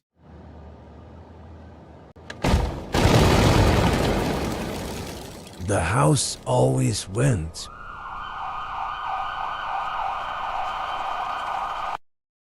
So, lovely, beautiful drop, although I still need to change the little AI voice in it to my own, instead of just the AI interpretation of it. Yeah, 271 at best. That's it. That's crazy. But we'll just cover the story straight up. I kind of have a good understanding of what the story is. There was an article put out by the Occidental Observer, which was, I think, primarily written by Kevin McDonald, but there was somebody else who was party to writing this article. And this all is stemming from this broader story that the SPLC has, going all the way back to, I believe, in the early 2000s to around 2023, is being looked at for their involvement and funneling of money to Nazi and white supremacist groups, as they say. So the story is that this SPLC official, her name is Heidi Beirark, and again, I'm saving you guys, again, not putting anything on screen. It will stop you in your tracks how dysgenic and ugly and fat this woman is. I cannot overstate that enough. Holy crap, dude. I had to turn the brightness down on my PC when I was reading the article. It was just like, I felt like my walls were shaking almost. Anyways, I'm getting a little out of hand there. But she's identified as employee 2 in this indictment, and her lover is labeled as, I think, informant 9 or employee 9, something to that effect. You guys want to see it? No. If people demand it, I'll put her on screen. But she has basically been identified as the person who has been helping, aiding, and abetting the $1.2 million being funneled to an informant. And it looks like that this informant specifically in 2014 stole documents from their headquarters, which I believe is based in West Virginia. Stole documents from the headquarters in West Virginia way back in 2014. This is one part of the story. And what she ended up doing was she ended up paying $6,000 for another guy to take the fall. So it turns out that there's many of these guys who were actually, they say many, but it turns out there's many guys who are willing to be informants, supposedly. The reason that they believe that it is Heidi Byrark, I believe that's how you say her name, Heidi Byrark, whatever, is because of the way it describes her inside of the indictment. And it describes her as basically being, I think I have the quote here, of someone who went on to be the intelligence leader of the SPLC. So there's like some language there that kind of lines it up with her being Heidi. It's bad. It's bad. I mean, we're talking a fridge. We're talking a fridge without sharp edges. We're talking about, I mean, imagine if I had my daughter draw a circle, it would have less ridges than what this woman does. Like, that's where we are with this, right? I know, I like wearing suits, actually. For whatever reason, I feel like I perform better in a suit. I have no idea how that makes sense, but regardless, alas, we continue. So that's one of the stories inside of this indictment, is that she ended up paying, or one of the informants, the informant she has this relationship with, stole about 25 boxes of documents in 2014. This is one of the bigger elements. And she wrote an article based off of the stolen documents. It was found out by the National Alliance. This is the group that was infiltrated. And when National Alliance found out, she paid $6,000 to another person to take the fall to save and protect the identity of the guy who did steal the 25 documents. And when they crossed state lines too, so they took it from West Virginia to where she was based at in North Carolina. Forgive me. Now the crazy part about this is this, to the tune of $1.2 million, it's been funneled to this informant over this period of time. But explicitly, 140 grand of that was actually shared between them that flowed to a joint bank account. Performative Hassan outfit, dude. Come on. I'm Mog Hassan, dude. What are we talking about? I literally Mog Hassan. I need Nick Fuentes' hair to go with the suit. Too bad. Here's where I'd put my hair if I had some. Here's where I'd put my hair if I had some. Like the Dinkelberg meme from the Fairly Odd Parents. It's funny. So the big thing is this. It turns out, and one of the items here is that they've identified Heidi, but they've not identified who this other person is. You don't seem to understand.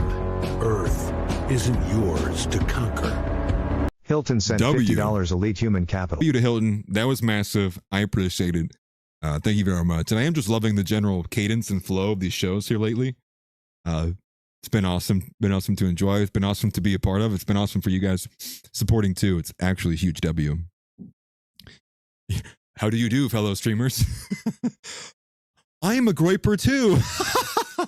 You know, like, it's like I don't even know how to even begin in some of these conversations, right? And it's like, how do I'm post 10/7 too. I'm actually a bit prior 10/7, but it was October 7th that really ripped it apart for me, actually.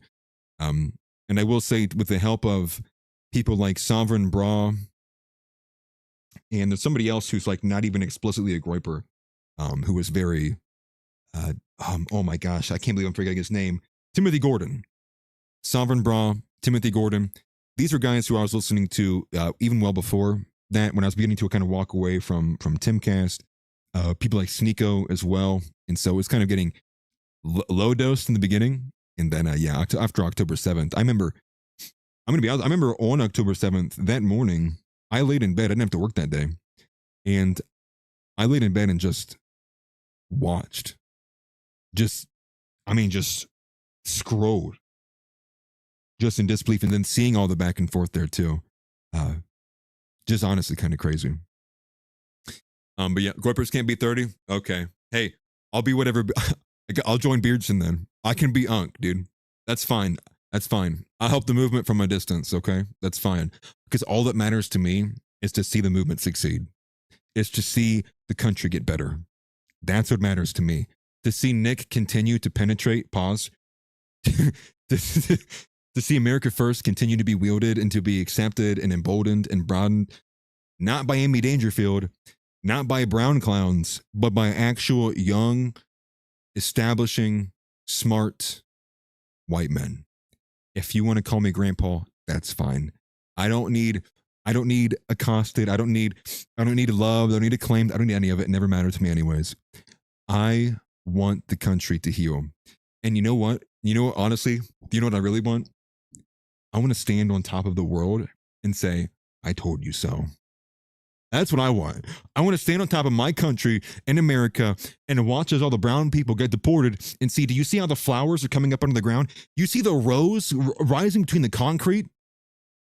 Do you see how as every brown person leaves, one brown leaf turns green? That's what would matter to me. Seeing Christianity be emboldened again. Seeing liberals and seculars and atheists and pagans being smited off the face of the earth, that would make me happy. Seeing God being put back into this country the way it was meant to be, the way it was founded upon, that is what matters to me. Yeah, dude, me and Megyn Kelly, we're at the table. That's our table, it's like the wedding table, so they have like all the different tables. I'm in the way back with Megyn Kelly. That's fine. Groyper grandpa, Groyper grandma, I'm cool with it. That's fine. I just want my country back. I want Jesus Christ to be honored, and I want every other demon and demonic religion and entity gone. Gone. I want to, and then beyond there, we talk about making homes affordable again, talking about healing from feminism, talking about repealing feminism, talking about all of that. Like, that's what matters to me. And again, I don't care. I can never be mentioned in the history books. It doesn't matter to me, because what matters to me is the right thing being done. I'm okay being a nobody. And to be honest, I would kind of prefer it this way. You know what I mean? Like, because I do think often, like, if anything, it gets blown up or expanded, like, because then I could become a liability if I'm not completely on my shit every single day, And so I do think about those things. Like, I kind of like it here. I kind of like not being in the fray. You know what I mean? I kind of prefer that. I like my desk is in the back, actually. I like that it's back over here. But yeah, and listen, I am 30. Okay, I'm not some old man. Just kidding. I'm getting pretty old, guys. I'm getting old and I'm getting soft on some stuff, actually, is what it feels like. But, to really cover that story and to kind of put a pin in it, you have the SPLC, and here's kind of really the gist behind it. And as you read deeper into this article on the SPLC, here's kind of the main takeaway from this. It's not that they had a loving relationship, which that's kind of crazy. It's not that there's an informant. It's not that there's all this infiltration. The main point of the story is when you're looking at the National Alliance, they're talking about the story. They're showing how it went from like 1,400 members in 2003 to it had like 20 members in like 2015 or whatever the year was.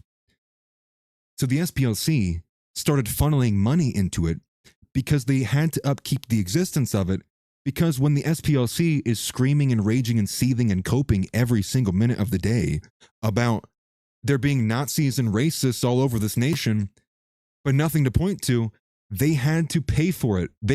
That's why they were on both sides of it. The SPLC is funneling all of this because they need it to exist, or otherwise they just look like kooks and crazies. They had to funnel money to it. They had to fund it themselves because the chapter organically was fading. It went from 1,400 people to 20. And all the leadership were like arguing with each other. They had all fallen away from it. So the SPLC, they're funding it because they needed it to continue to exist. It's like Batman and Joker. What would Batman even do without the Joker? He'd get bored. I'm just beating up all these regular criminals. It's like there's no spice to it. You know, it doesn't keep me in the fray. It doesn't keep me going. Same way Joker needs Batman. The Joker wouldn't have fun if there wasn't any kind of real risk to being caught. If it was all these just dumb cops and Gordon and the commissioner, he'd get away with it every single time. With the Batman, though, it makes it exciting because there's something there. And the SPLC, in the same way, they were funneling money to these different groups to bolster them, to keep them alive. And that's the thing, JR, is that a lot of it's still, so it's employee, what do they call them? Employee 9? No, F9. So the informant identified as F9, and there's another one identified as F39. There's only speculation to who these people are. To F39, I believe they have a bit better of an idea of who they think it is, and I think it's like a former accountant who is close to the original leader. So, yeah, 20, it's like friends and family. That's the point, because these groups are going away. They were being eroded naturally by the overall social pressures that were existing. Everywhere you look, every Disney movie, racist. NFL, racism. Every helmet, and racism. Every, at the 30-yard line, at the 50-yard line, in the end zones, and racism. So the SPLC, they didn't want to win. They're like, well, what's going to happen to us? They're like, we can't beat racism. We're going to be out of a job. So they started funneling money so they could continue the charade. They're funneling money to these informants so they can steal documents, to have more things to write about, more articles, more things to keep the SPLC churning and going. What a sad existence for these people. They got what they wanted and it still wasn't good enough because they needed to keep making money off of it. And here it's rubber banding all back on them because there's been a resurgence and now they're being indicted. And obviously people are going to be spinning the story in their own different directions in all their own different ways. And of course, it's the expectation, obviously. But shout out again to House W for sending in the story and submitting it. I had saw it earlier, but I didn't actually take the time to read through it. But yeah, SPLC, absolute fridge, whale of a human being, funneling money to her neo-Nazi lover. Never ask a white supremacist the nationality or religion or political beliefs of their girlfriend. It's crazy. Absolutely crazy. There's a meme of like a Danny Phantom going around, and it's funny because there's Danny Phantom wearing a Nazi armband, and the goth girl, is wearing a big Israeli flag, said like SPLC, ADL. Just these people, dude. Just money, greed, evil. They're just, that's why you can't even, like, because evil is not even rational. Evil is just chaotic. It's destructive. It's dark. And so that's why you can't, that's why I implore people to stop trying to rationalize your enemy's behavior, right? Think about how when the average liberal goes off and they're going crazy, right? They're screaming at the top of their lungs. They're like, yeah, it's like the liberal tears. They're clearly erratic. They are irrational people. Their belief system is built off of random nonsense and Disney adults and the SPLC and the ADL and Jonathan Greenblatt. Like, that's who these people are. It's a nonsensical, whimsical machine that worships at the altar of race. There is no explaining that.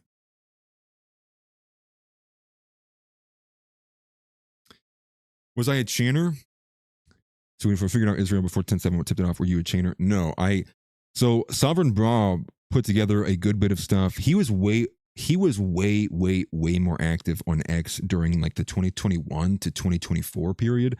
I don't really see much of him anymore, but I got into the more radical Christian space, and it was inside of the radical Christian space that I started seeing all of these inklings. Things like, yeah, the guy from whatever, exactly, which I don't even know if he does that stuff anymore. I've not seen him in a long time. But it was getting in on those spaces with those people as well. And so many anonymous accounts, people like Asha Logos, who I followed for a while, even before I got into the Griper sphere, it was from the more radical Christian side of things. It was listening to and hearing much more and deeper, more robust arguments of Christianity. It was finding out for the first time in my life that Martin Luther, the father of Protestantism, wrote a book called The Jews and Their Lies. And that to me was one of the biggest red pills of my life. You're telling me I've gone to church every day of my life that I can remember, that it's in my consciousness. I broke my glasses. Been going to church every day of my life. Sunday school at 9 a.m., 10:30 service. Sometimes it runs 2.5 hours every single day. And you're telling me I didn't find out until the ripe age of 27 years old, because I went and found it myself, that the father of Protestantism wrote a book literally called On the Jews and Their Lies, because he found it so explicitly reasonable, so imperative, so important, that these people understand the tribal and ethnic and religious values and sentiments that exist in this oppositional group to Christianity. Went my whole life. I'm talking, I mean, can you add that up? I mean, seriously, 3.5 to 4 hours every Sunday for my entire life. Not a single effing mention of this book. That was a red pill for me. That woke me up a lot. But obviously, many things after that with October 7th. It was just like, I mean, it was the Red 5 Jedi edit. It was me all of a sudden, 9/11, dancing Israelis. And truth be told, I had already been very privy to a lot of these conspiracy theories, right? Whether it is 9/11, Operation Paperclip, all these different things. It was just like, for the majority of the time I'd been hearing them, I was hearing them from a Luke Rudkowski perspective. I was hearing them from a Tim Pool, Steven Crowder perspective. It wasn't until it was, you combine all these elements that you go, wow. And for the first time in my entire life, what is wrong with this country made sense. It was explainable. It had a beginning, a middle, and an end. It had a history to it. It had context, and all of the points lined up. And I can't explain to you the feeling, both adrenaline fueled, but also kind of, you could also say scary, maybe just like maybe on the loose end, like little terrifying, that for the first time in my entire life, I had come across the truth. That felt insane to me. But yeah, that was a major red pill with all of that. But yeah, I did come from Tim Pool and Crowder and those guys. He says I was a Timcast guy too during COVID, then it merged into Ukraine, then 10/7, and then the conservative free speech of libertarian influencers switched up. Then I watched Nick, and now I'm here. Yeah, sounds like we have a pretty similar path. And then I also was listening to like Sneeko. I was in like the red pill sphere even before that as well too. So, like Tomasi and like, who am I forgetting, man? There's like someone I feel like I'm really missing here. That's like in the red pill sphere. Either way, I don't only listen to Nick anymore, right? I listen to other people sometimes, like Beardson and Tyler and other Groypers. But yeah, it's just mainly Nick. It's Nick and that's it. And really, you don't need anybody else after that. It's just the way that it is. You listen to Nick and you're like, wow, everyone else is retarded. Myron, thank you. I probably was listening to Myron before then, because I listened to Myron even when he was doing his early Timcast appearances as well, too. Yeah. Vincent James is another one. Vincent James, I remember that Gavin, come on, Gavin. That was another major one that red pilled me, listening and hearing that entire debate through. And I believe, funnily enough, it red pilled my wife, because me and her both were listening to that we were listening to that on our way either like to Thanksgiving or like home from an event. It was something like that. And like she was hearing it too, and it was like, so thankfully I didn't have to do as much heavy lifting on the red pilling. Obviously I'm like, hey, listen to this. Hey, listen to this. She listens to me. I mean, obviously she probably hear me from the other room, to be honest with you. So it definitely was very helpful with that. And I heard about Nick from a friend at 19. I'm 27 now. He was playing Erica on his phone at work. I don't know if that's gonna get me banned or not. I love the song, dude. I know exactly what you're talking about. It's a great song. So I just listened to Barry Wise, dude. Mods ban him. No, I'm just kidding. I'm just kidding. I'm just kidding. No, I'm not kidding. Ban him. Ban him. No, just kidding. Just kidding. Absolute cinema. JR says Jake Monroe and Atlas collab. If he takes the paint off his face, I'll consider it. I mean, that's kind of a joke, but I mean, obviously, who am I to say to decline collabs, right? Like, I mean, if he'd be willing to, I'm literally though, I'm still a nobody. You know, you say Atlas Thug 3 times, no one has any idea what you're talking about. You know what I mean? Like, don't get it twisted, dog. Like, I'm still very, very, very tiny compared to everybody else in this space. Not that it even matters, but you know, it is what it is. And still, I want you to know too, Nat and the guy or whoever, I've done like multiple interviews that have never aired. I guess I'm just like, am I that toxic? I don't even know what I've said to half these people that they're like, I could never release an interview with Atlas. Bro, I'm anti-Semitism light. Like, come on. You know? Would I interview the Frojack brothers? Yeah. I'd have a conversation with literally anybody. Wholeheartedly. I did see that Paul Miller went on with Monroe. Forgive me, I could not remember what his name is. Andrew Clavin and Handsome Truth red pilled me. It's funny. Yeah, I mean, I guess I would also say I've always been privy to politics. I've always been paying attention to politics. Like I tell you guys, right? Like I grew up with my dad listening to Glenn Beck on 600 AM. Right? Like I'm not a newbie to politics. I've basically been libertarian for the majority of my life until the last few years. From a Christian libertarian perspective, listening to Ron Paul, listening to people like Glenn Beck, being pro the Tea Party movement. My dad was involved with the Tea Party movement until it was basically kind of consolidated and packed away there in like 2012, 2013, 2011. And yeah, it just kind of like was like a slow pull, getting more and more and more and more and more right wing, getting more and more. And really, I think again, like it was a lot of the masculine, a lot of the feminist stuff that really started to pull me further to the right. And then connecting that with the Christian, perspective of that really kind of started uniting all the elements together. When I collab with some veteran groups, yeah, I'd collab with anybody. Yeah, if you guys have people, I think I asked this the other day on the Kick stream, but you guys have names, like definitely send them to me. Send it on Discord, send it, and make sure you tag me on X or Discord, because doing it in here, I'm like, it's hard for me to remember everything when I'm not like writing stuff down or keeping task of it as well. And Miguel says Hippo Franson's on YouTube. Franson's on YouTube is still making videos. Okay, I'll try to remember that. But if anybody can tag me in the Discord or tag me on X or even comments on here, doesn't even matter. That way I remember it. Okay. I can't remember everything, okay? I'm only human. Okay. Call Tucker Carlson. I do want to reach out to not Tucker, but Ron Oons. I really want to reach out to Ron Oons. I think that would be a really good conversation. Man, the Iran War. Franson, I don't think I've ever heard of him, by the way, mind you. But I'm sure it would be exciting.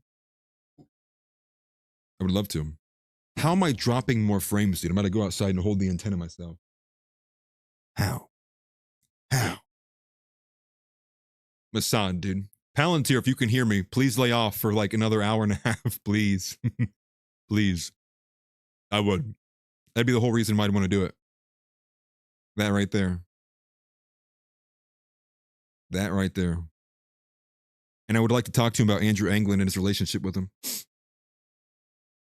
But if I was forthcoming with that, I don't know if he wanted to do the interview though. So perhaps. Talking to Politically Provoked will make me an enemy of Beardson. Interesting. I mean, I guess I can ask around in the group chats too about stuff. Or maybe they'll just call me an Albanian and block me. I don't know. There's one of two ways that can go, I guess. Literally no escape. And yeah, Zach, that's what we're expecting. It's like it seems to be starting now, and then supposedly there's going to be storming all through the night, all through even in the wee hours of the morning. So I'm hoping it's not going to be too bad. So if you don't hear from me, just know I am using my weight and I'm hanging on to my roof to keep it attached to the four walls of my house. But okay. Cameron McGregor has a YouTube channel. He's Douglas McGregor's son. He did some with I contacted Cameron McGregor. I don't even know what happened with that. I got in contact, so I got a hold of Dave Riley. Dave Riley, we follow each other. We're mutuals on X. We have been for some time. And I got a hold of him to talk to Cameron McGregor. And I don't even know what happened with that. I think I might have sent an email and they never responded. Guys, I'm so terrible with collabs. Please don't hold it against me. I'm so terrible at collabs. It's not because I don't want to have conversations with people. Please don't think that. It is because I'm gonna step into my inner Nick for a second. I hate coordinating, dude. I hate coordinating collabs. I hate it. Like, there's nothing I hate more than going, Tuesday? What about Wednesday? What about Friday, 4:30? Like, I hate it. I hate it. And I couldn't even give you a good reason why. I just do. And so I get annoyed by it, so I don't do it. So it's just like, it's me. Okay, the problem is me. Is that what you wanted to hear? It's me. I'm the problem, okay? So I will fix that. I will be better. I will improve. My brothers, we must stay focused. We must stay focused. I will get better at it. You know what I mean? I promise you. Pinky promise. Pinky promise, everyone. Pinky promise, like a white man. Man, how are we already at 2 hours? That's crazy. That's crazy. Crazy. But we keep going. We keep going because there's more. Anyway, so we cover the two kind of bigger stories that aren't talking about Iran. So here is Iran. So now we are going to start talking about Iran. Hey, to be fair, for Artie though, I respect that Artie laid off the gas completely. He's not really said anything, as far as I'm aware, beyond where we kind of left off. Artie did raid the stream yesterday, so I reached out to Artie and I said, hey, I appreciate it. Artie said, I respect the grind. We're on good terms. We clapped hands, we shook. We're good. We're good. The beef has been squashed. We're fine. We're good. We may be frenemies, but we're not enemies. Okay? A little bit of love-hate relationship. A little bit of, he, I know that's going to be so homosexual. I'm not saying that. Okay. I had something I was going to say and I'm not going to say it now. No. RD can be my sneak out. Here's the thing. I truly do try to be as friendly and as charitable and as polite as humanly possible, because I just think that's the way that we're supposed to be. And so I'm not ever going to try to go out of my way to attack somebody because I want to attack someone. But if I'm being attacked, I will respond. Or if I feel like they deserve criticism for something that is critical, then I'll levy it. But I'm never going to be someone who's just going to go out of their way to like start a beef or to drive it or to like to drama farm. Like it's just not me. I don't even have it in me. Like I'm not an ego guy, Like I can be arrogant, but it's because I'm just like, come on, I'm a cocky white guy. I'm a fresh looking white dude. It's just natural. No, but I've never been like an egoist. So it don't bother me that much. I mean, I understand part of what the social media game, part of what this song and dance is, that's a part of it. So, I'll pull the trigger when I have to pull the trigger. If somebody says point and I have to shoot, I'll shoot. But I'm never going to try to make it like a persona of mine. I don't want that to be my persona either. I don't want people, when they watch the streams, I want them to just see a very polite, racist white guy. Like that's what I want them to see. I may be a racist, but I'm very nice. Like that's like a very disarming racist white man. You know what I mean? Like that's why, yeah, love speech, but less gay than Sneeko, if you will. Ambiguous opinion. That's crazy. Okay. But enough about me. To the Iran war element, yes, I am a lover. To the Iran war aspect, there's basically kind of three ways that you could separate the Iran war. You could talk about the Iran war, and that would be the Israeli reaction, which is how they're reacting to what has happened. There's also what I would say is the main course of the news story, which is all of these smaller and minor updates that are shining a bit more insight and light onto the complexities of both the deal and some of the rhetoric that's coming about between both America, Iran, and Israel. And then you have like this third slice, which is a smaller slice, but it's very important. It's crucial, and that is the actual Israeli action. What are they doing? How have they responded? Not in just the social media Laura Loomer screaming and raging out, but in the there are 3 ways, come on. But in the actual attacks against Lebanon, their continuation against Lebanon, their unwillingness to meet and match the demands and ask from the United States. Who's the, wow, dude, 98% Jewish? Good luck. So, getting into some of the reaction here, I'm not going to play this entire thing, but I did want to put it up on screen for you guys. This is Mark Levin. And again, Mark Levin, you can just see this long thing all written out, 7-minute rant here. But I'm just going to play a portion of it for you, just so you can hear and kind of get up to speed with some of these reactions of these people. President today with the president of the UAE. The president likes the president of the UAE. The president likes the monarch that runs the UAE, likes the monarch that runs Qatar, the monarch who runs Saudi Arabia, the dictator who runs Turkey, the dictator who runs Egypt. He's very upset with the elected prime minister of Israel. And let me be very blunt about this. Israel does not owe its existence to any president. We're allies, trying to help each other. We do help each other. Israel, that'd be news to me, owes its existence to God Almighty, nearly 4,000 years ago. So, by sparing you guys the rest of this, listen to this panic. He goes on a diatribe there of talking about how Israel's the nation that survived. Israel's the empire that outlasted Rome. It outlasted Persia. It outlasted the first temple being destroyed. So he goes on and on this diatribe, but it can't be missed what he says there at the beginning, that Israel doesn't owe its existence to any president. And understand, well, why is he saying this? Because Donald Trump has been pushing the rhetoric that without the United States, Israel wouldn't exist. So not only do you have Mike Huckabee, but you also have Mark Levin and others who have now personally taken offense to this, now going on their own individual shows and channels, seething, coping, moaning, bitching, crying, whatever you want to say. They're all doing some form of it because Trump is not only, for one, going forward with the deal with Iran, and it is as bad as everybody thought it was. I mean, Iran won almost totally strategically.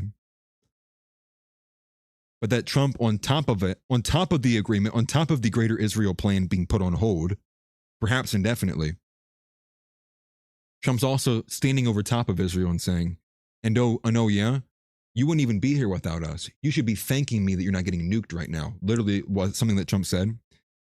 Also, another thing that Trump said, owing the existence to, but furthering that by even saying that Israel is like unnecessary. What they do in their terms with civilians, unnecessary. No one should support that. And then perhaps maybe angering many people, calling Israel as good of a friend. They are a very minor partner. So I'm paraphrasing some of these points, but this is the rhetoric coming from Trump. Here's the newsworthy part, though. Much like how we understand who and what the neocons are, how they are singular issue people, now we're seeing it.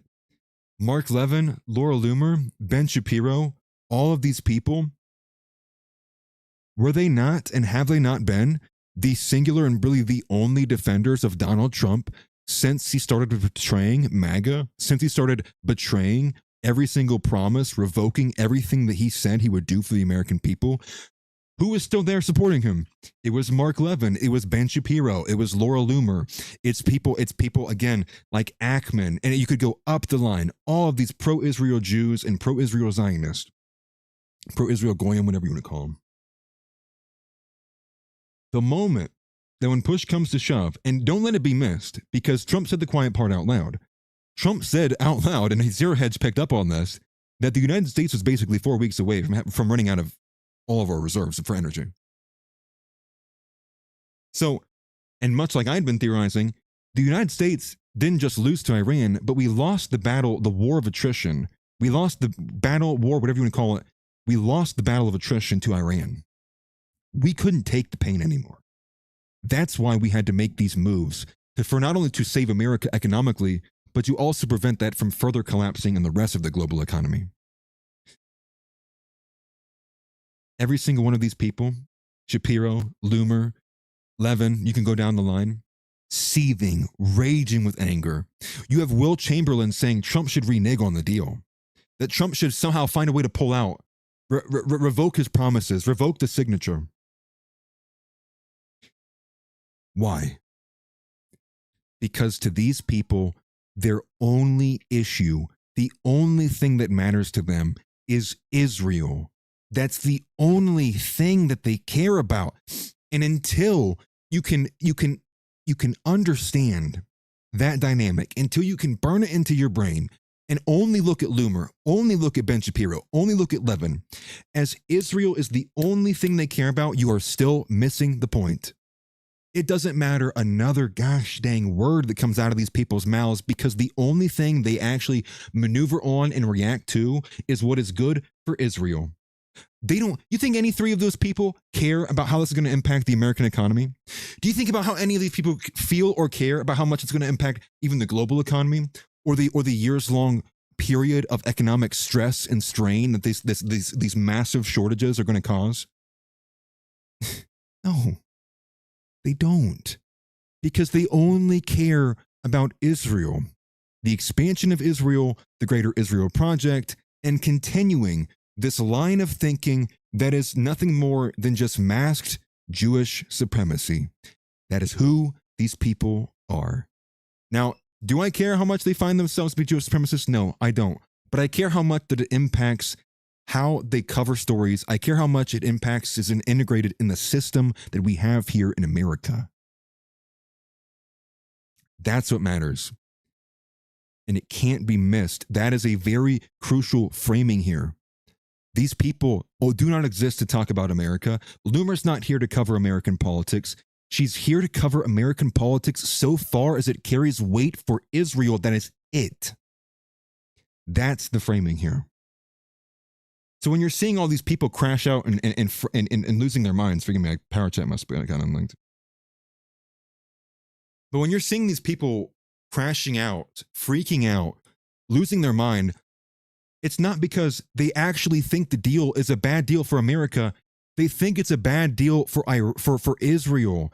They think it's going to set back their plans. They don't care. They don't care if it meant every Zoomer had to turn over the next 40 years of their life to pay for this project for them. They don't care. They think it's a good thing because they think they deserve it, because they think they're the chosen people. They think they are supreme, and their ethnicity, their religion tells them and implores them and implies them and pushes them to do it. That's what's important here. So everyone's you can look at Mark Levin and see him getting mad, but there's no other way to look at it beyond the fact of he's only reacting that way because, not because he finds it to be a bad deal and it's helping Iran. He's doing it because it's putting Israel in a bad position. It's going to make Israel look bad. It's going to set Israel back. And by all accounts, it will if this stays in place. So when you're trying to understand why would these people be pushing to break open the deal, despite it being basically this is our ninth inning, this is our fourth quarter, this is our last minute to make a change or otherwise expect full ground assault. They don't care. They don't care at all. Their only goal, all they want, is Iran to be utterly neutered and having America as the big brother, basically wiping out and using all of our materials, our resources, our flesh and blood to accomplish their goals for them. And why?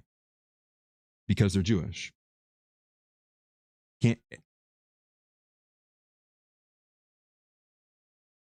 This is This is how they are. This is how they operate. Their biases, their beliefs, their ethnicity, their tribe. And I mean, we covered it the other day with Mark Levin. He said something to the effect of, like, I thought Nick was joining our empire. You know, Nick responds, your empire, your new empire. It's the same thing when Joe Lonsdale says, my people. They are tribal. They view themselves as a part of that tribe. They do not view you and me as white men and white women as being a part of or privy to their tribe. So, more reaction to what's going on here. One thing to pay attention to is the fact that Trump, it's being reported per the Insider paper and others, that Trump did indeed send a copy of the Memorandum of Understanding between the United States and Iran to Israel. So they have been finally let in on what the details are. Bloomberg News published it, I think, around like 2 a.m. last night. They published what they said was allegedly a draft version or what was agreed to in a 14-point Memorandum of Understanding. And it was everything that we thought it was. And it did indeed include the clause for Lebanon, which asked, and it did included it in the ceasefire to cease military operations in Lebanon. It is a part of the Memorandum of Understanding, per Bloomberg News. But what's wild about that, not only do they give that to Israel, Bloomberg News drops it at 2 a.m. This is a quote from Donald Trump. Nobody knows what it is, but it's very strong. So he's saying he's rejecting it. The other thing to pay attention to is Iran, per Tasnim News Agency, they're also rejecting all forms that are currently circulating as well. So there seems to be still continuation of dispute. I would have to imagine it is the continuation of the posturing occurring between these nations, posturing to appease all audiences, all crowds, all forms, all categories. So to be a bit cathartic, to be a bit fun, a bit happy, we have Ben Shapiro here seething about the fact that it was Mohammed Ghalibaf being the one to sign with J.D. Vance. And then after that, we're going to watch Ben Shapiro seethe and bemoan J.D. Vance. But first, I'm going to switch this over here.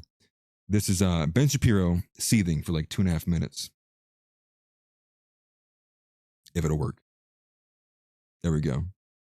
This is a lovely joy to hear. I'm noticing that Mohammed Ghalibaf, who will apparently on Friday be literally in a photo op with the Vice President of the United States. I cannot express to you how stomach-turning that is. I don't care who the Vice President is. I don't care who the President is. Leaders of the United States of America in a photo op with a mass murdering terrorist supporter like Mohammed Ghalibaf shaking hands 6 months after he blew away 42,000 innocent people in the streets. And weeks be safe going to the Philippines after his administration was firing missiles at literally all of our allies in the region and continues to support every Craig looks like Ben and is currently continuing shots fired to control the strait.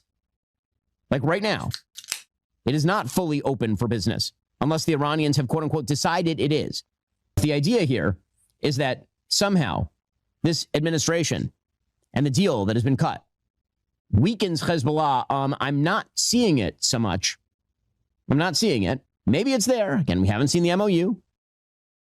So, like I was saying, here is him responding to the fact that the United States will basically be enforcing the defense of Hezbollah, defending Hezbollah.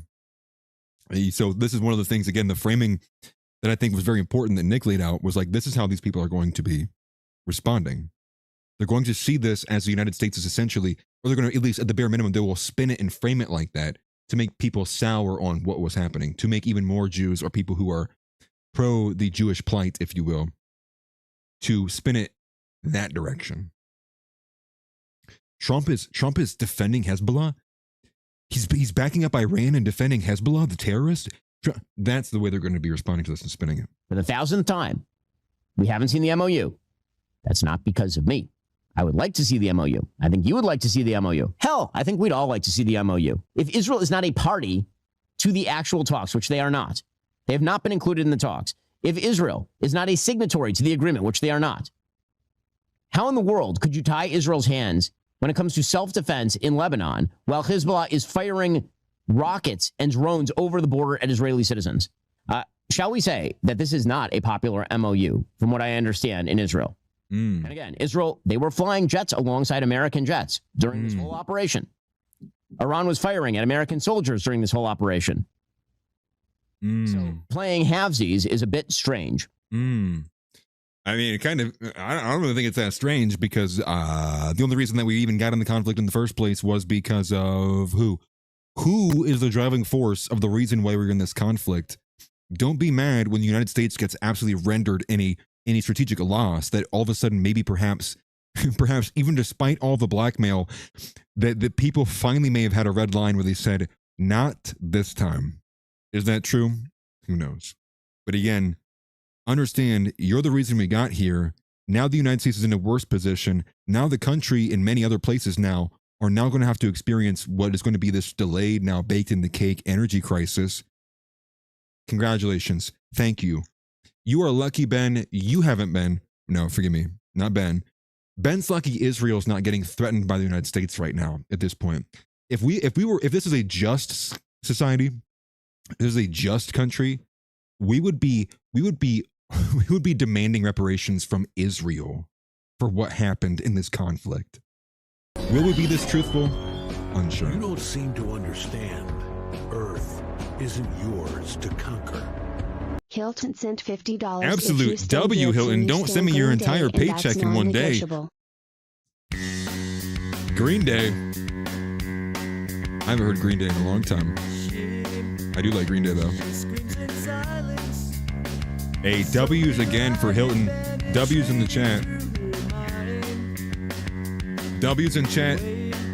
At this point now, Hilton legally owns me. He has purchased me. Hilton said paycheck. That's funny. That's funny. I'm now legal property. Ready to name tag? I'm legal property of Hilton Goiper. Hilton Head Goiper, legal property. That's funny. Hilton is the BB. That's funny. Yeah, the free market doesn't demand Shapiro, Loomer, 11. I can make this a bit bigger. I like right here. I mean, agreed. And I think that's a part to pay attention to as well, too. I think it's a good point. I'll turn it on a little bit so you guys can hear me. Let me know if this is still overpowering. Also, W. Yeah, I work at Hilton now. Hey, I'm in South Carolina now. I appreciate you, brother. I appreciate you so much. Thank you for the support. I appreciate it. My wife appreciates it, and my daughters appreciate it. So thank you greatly. There is a point to be made here, too, which is to say that the Daily Wire, when we're looking at the Daily Wire being, what's the word? Being not profitable, you know, when they're pointing out that Ben Shapiro and Matt Walsh and the Daily Wire is kind of like, you know, they're going away, or they're losing views, they're losing viewership, you know, they're losing, real estate in the marketplace. It doesn't even matter. Also, W, thank you for the song, brother. I appreciate it. It doesn't even matter because there has borrowing. There has borrowing. So as long as they exist to just simply push Hezbollah, it doesn't matter if they're profitable. It just matters that they continue pushing Hezbollah. So they will continually find, there will be Jewish investor, all of a sudden money will find its way there. So that's the thing to pay attention to, is like, it doesn't matter if we find on YouTube they're losing views and people are unsubscribing and like there's low view. It doesn't matter. It doesn't matter if they're profitable at all. It doesn't matter if they file for bankruptcy for a third or a fourth or a fifth time, because just as like House said, they're not even a product of the free market. They're an outlier. They're here because people are outside of the market's demands, pushing them and keeping them here. That's crazy. You worked on LAVs. That's wild. W, also, that we said, for all of the veterans who are in here, all of the current servicemen and former servicemen, I wholeheartedly appreciate your sacrifice to this country. I appreciate everything that you've done. And And I appreciate that you guys have also been able to be woken up and are woken up and have been woken up to these issues that are afflicting us. So major shout out to you guys as well. Everything that you guys have done. So let that not be forgotten, especially for all of those who may have suffered some kind of PTSD, some kind of affliction, some kind of physical ailment. For those of you who maybe were afflicted at home by, you know, and I know it may hurt for some, but you know, especially those who may have been afflicted by unfaithfulness at home or being betrayed, stabbed in the back, things like that. I can't even begin to place myself in the shoes of what it is like to go through things like that. And so all I can say is thank you for everything you guys have done, wholeheartedly. But yes, W. Hilton Head Goiper, Major 07, real 07. Sir, yes, sir. Reporting for duty, Hilton. Appreciate you guys, man.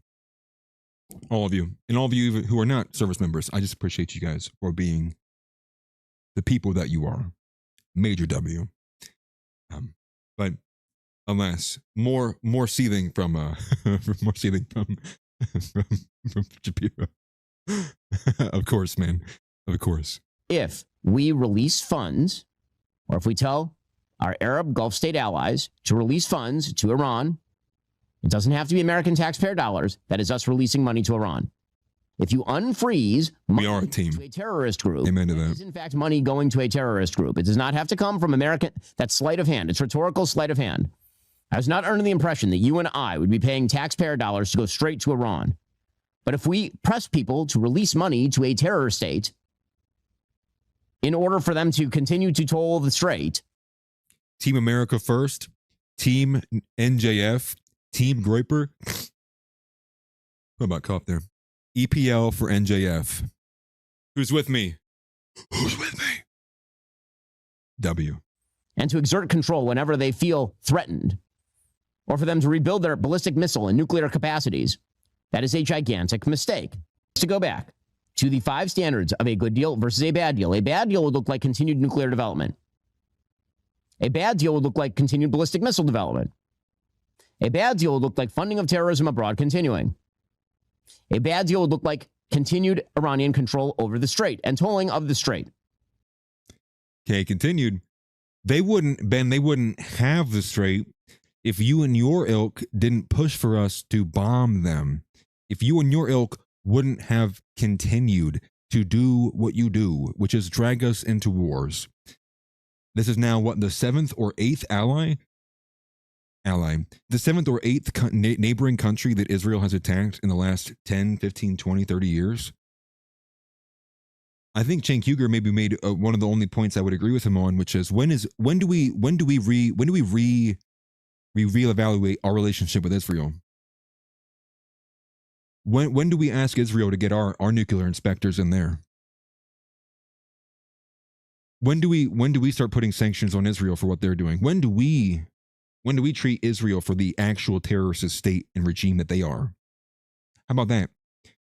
How about, you know what? How about we switch allies? How about we trade? How about we become allies with Iran since they own the strait now? And we are enemies with you. And we drop you guys. How about that? How about that? And again, bad deal for who? Bad deal for who? We're not even in a position to do anything else beyond surrender at this point. Unless we do want to invoke a nuclear weapon, which I would highly doubt, even as old and maybe deranged Trump is, we're going to do that.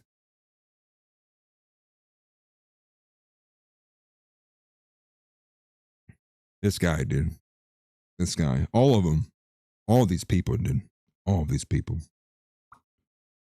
And so the final thing I'll play from Ben here is his point on J.D. Vance. So he goes at J.D. Vance here as well, too. Put this up on screen as well. Oh my gosh. Times the Maybe back a little bit. Say there, Ben. Ooh. Well, I've said many times, the president deciding to go into Iran and to hit nuclear facilities in Operation Midnight Hammer, and then to go after Iran's ballistic missile facilities and nuclear facilities, Army, Navy, and Air Force in this current operation was the signal act of political bravery, perhaps, of my lifetime. With that said, this MOU appears to be, just from the text, a disaster that does not achieve any of the actual signal goals that were set by the administration at the beginning. There were effectively 5 goals that were set by the administration at the beginning. One was ending the nuclear program, not just nuclear weapons, no nuclear enrichment, zero enrichment. That is not in the deal. Ballistic missiles ended. That is not in the deal. And the president today suggested that ballistic missiles should actually continue to be held by the Iranians because the Saudis, our allies, also hold ballistic missiles. And that was rhetoric that came from Donald Trump. Donald Trump did say, and he did push the point, which is like, how can we even be in a position to take away the ballistic missiles? I think he even said something to the effect of, they're not nuclear. They can do a little damage, not destroy the whole world. I think is like the exact phrasing and verbiage there from Donald Trump. And then thinking about how this is coming across on Fox News, Ben's only even able to even make these arguments because everyone who watches Fox News, everyone who watches the Daily Wire, everybody who watches all of this bullshit, they don't even know what the reality is. And so think about that. So you, I, me, we, she, he, we've been following on X. Whether we've been following it from Ian Carroll or Candace Owens or Tucker Carlson, or for me, NJF, you understand a lot more of the reality of the situation than anybody watching Fox News, than anybody watching Shapiro, etc., etc. So the only reason and the only way that Ben is able to continue making these claims and going, it's a bad deal, we should change, is because in the mindset of these people, they are the ones that are believing that we have somehow, destroyed the Navy 30 times now. We've completely annihilated all of their defenses and their entire military. And despite that, we're taking a losing position in a deal. Like, the only reason he's able to even continue this is because it's built on a long spool, a long thread of lies. And so the average person who only listens to Fox News and this other mainstream spool of garbage, they already don't even know what the hell is happening. In their minds, I don't even know how. I mean, honestly, I couldn't even step in the mind of a boomer or one of these people anyways. But when Ben's making these arguments of why it's a bad deal, he's convincing people that there's somehow a path or a channel that America can step back into this conflict that's not going to result in nuclear warfare or, on a lesser hand, a full-scale ground invasion. Or what seems to be what was happening was because we were not doing either of those, we were losing the battle of attrition, both with depletions of our military interceptors, our missile interceptors, and also with the fact that we are losing out on energy supply. And if we were only 4 weeks away from being completely depleted on resources, Ben, I'm sorry, it's not in the cards. America can't do this anymore. We either escalate this to an insane degree and become criminals on the world stage, or we back away from doing such a heinous thing and we cut our losses where they are. But again, America doesn't matter to Ben. America doesn't matter to Laura Loomer or any of these people. The only thing they care about is Israel. That's why what happens to America is it's secondary, it's tertiary, it's peripheral. It's like, oh yeah, it's that thing over there, but who cares? That's to make sense of how Ben is even at this point saying this, despite everything we know, is he's going, yes, America should commit suicide on the world stage. It should flagellate itself to an extreme degree. We should suffer extreme elements because the American citizens, we're willing to take these costs. We're willing to take all of that because we want to help Israel. And here's the most insane part. Here's why it pisses me off so much. Because they're making all these arguments for Israel, but we can't even get mass deportations for our people. Right? Where's our interest? Where's our mass deportations? Why is in Zillow, I don't know if I covered this yesterday, but in Zillow, it's like reporting, I think it's like in 32 different states, the average, or it's like 142 major cities, it's a better way to say it. The starter home, the average price for a starter home is $1 million. Like, our country is failing. We are economically dying. We are drowning. But Ben wants Americans to make those sacrifices at the gas pump and at the economy and everywhere else. He wants your children to have less food on their table because he wants Israel to be greater Israel. That's all he cares about. He wants to take the food and the money and suck it out of this economy because he wants to give it to Israel. And we can't even get an absolute fraction of a fraction to get anything back towards what Americans want. Deportation, immigration restriction, affordability, removing the deep state bureaucracy, cleaning up the actual swamp that exists in this country, getting rid of stupid programs like the National Endowment Program that pays people to be woke. Doge, absolute failure. All of this talk, all of this hype. What did we get for it? What was cut? Nothing. And so, American sacrifice for Israel? Yes. American sacrifice for their own interest? No. That is the framing here, and that's why it is despicable. It is just despicable the way these people behave, and they have the chutzpah, the audacity to go on stage and spew it to you because you know why? Two things. One, they know their audience is retarded because they cultivated one, and two, they know that everyone else in this arena that's got their back is lying too. They've built a network off of lies. And it can't be understated. So, here's Ben. He's gonna rip the vice president. He's about to rip the vice president for a bad deal, not because it's bad for America, because it's bad for Israel. Then you have the support of terrorism. That is not part of the deal. Anything that looks like an attempt to end terrorism. A permanent opening of the Strait of Hormuz toll-free. Not only I appreciate that, Hook. The deal appears to have a provision allowing Iran and Oman to attempt to toll the strait after 60 days. And then finally, the idea that Iran would receive some sort of sanctions relief after all of those things happen. We are already seeing from day one relief in their ability to ship oil out of Iran. Hilton sent $50. I can't afford Another to send Nick to the moon, W but I can keep to the Hilton. satellites in orbit. Only content. I know that you guys keep asking me. I know Kevin's asked me multiple times, and I'm going to start getting a better schedule for myself to be able to. If I'm doing 7 days a week streaming, I'm gonna have to. I'm definitely gonna have to. But I do appreciate it, man. Trust me, I try. I please take it from me. I do everything in my power to be as well read, as up to date, as everything, you know what I mean? I try my hardest to be exactly what I'm saying, which is elite human capital, right? All of it. To keep the Discord not members only. Do more free stuff. Interesting. Okay. Will do. Listen, Hilton owns me now, guys. I can't. There's nothing I can even say. Hilton owns me. It says property of Hilton right here. Property of Hilton right there. I'm gonna have to get the stamp. The Discord is gold. I'm glad you enjoy it. I'm glad you guys like it. Yeah, and make sure you guys join who aren't in that already. There should be a couple links from Nightbot. I can switch it over actually. I think the pinned one is the TTS one, but I'll pin a Discord one if I can find it. Come on, Nightbot, where are you? We're looking for Nightbot. Nightbot.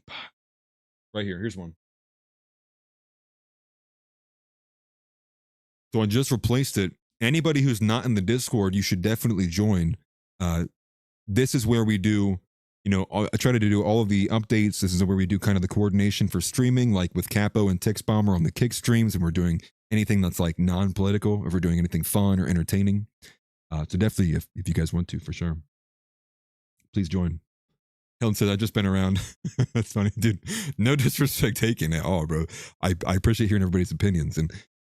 But you guys have seen me in hostile environments. Like, I could take a lot on the chin. Listen, if I can deal with Zeb, I can deal with anyone. If I can be around Zeb for longer than a couple minutes, I can handle anything. You know what I mean? Yeah, join the Discord for the memes. We have a lot of people in there, really banging them in there all the time. He said it's insane, but you're infiltrating our own institutions. I'd like to see people keep going, dude. Really. Is there a daybot? I don't know, actually. Is there a daybot?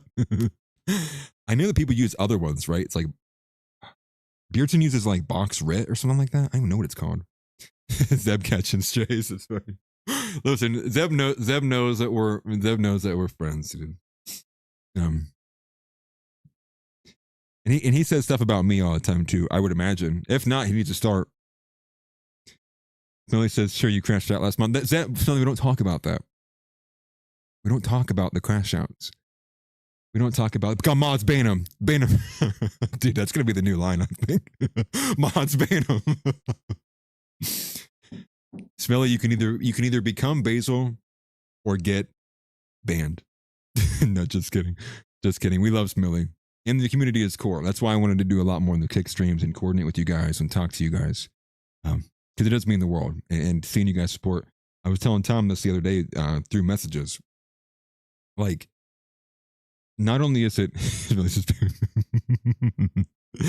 not only is it humbling to see and receive the support and to see people reach out and and send the donations and be a part of things and catching on the jokes and all the inside stuff, but it is the most humbling thing really, and like when it became a bit real for me is like when I have young guys like yourselves and some of you being older going, hey, I shared this with my mom. Hey, I shared this with my brother.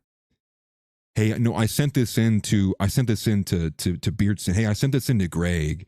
Hey, I sent this into, that's when it became real to me, was seeing that, which was like, and maybe because, not to be gay or anything, but like I've probably had a bunch of back and forth on like self-worth stuff. So I've never really like saw myself as being a resource like that.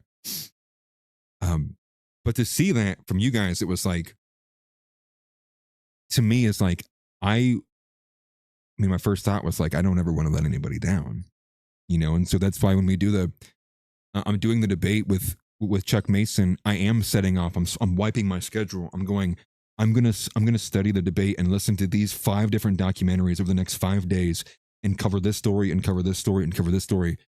Because it's like, I want to be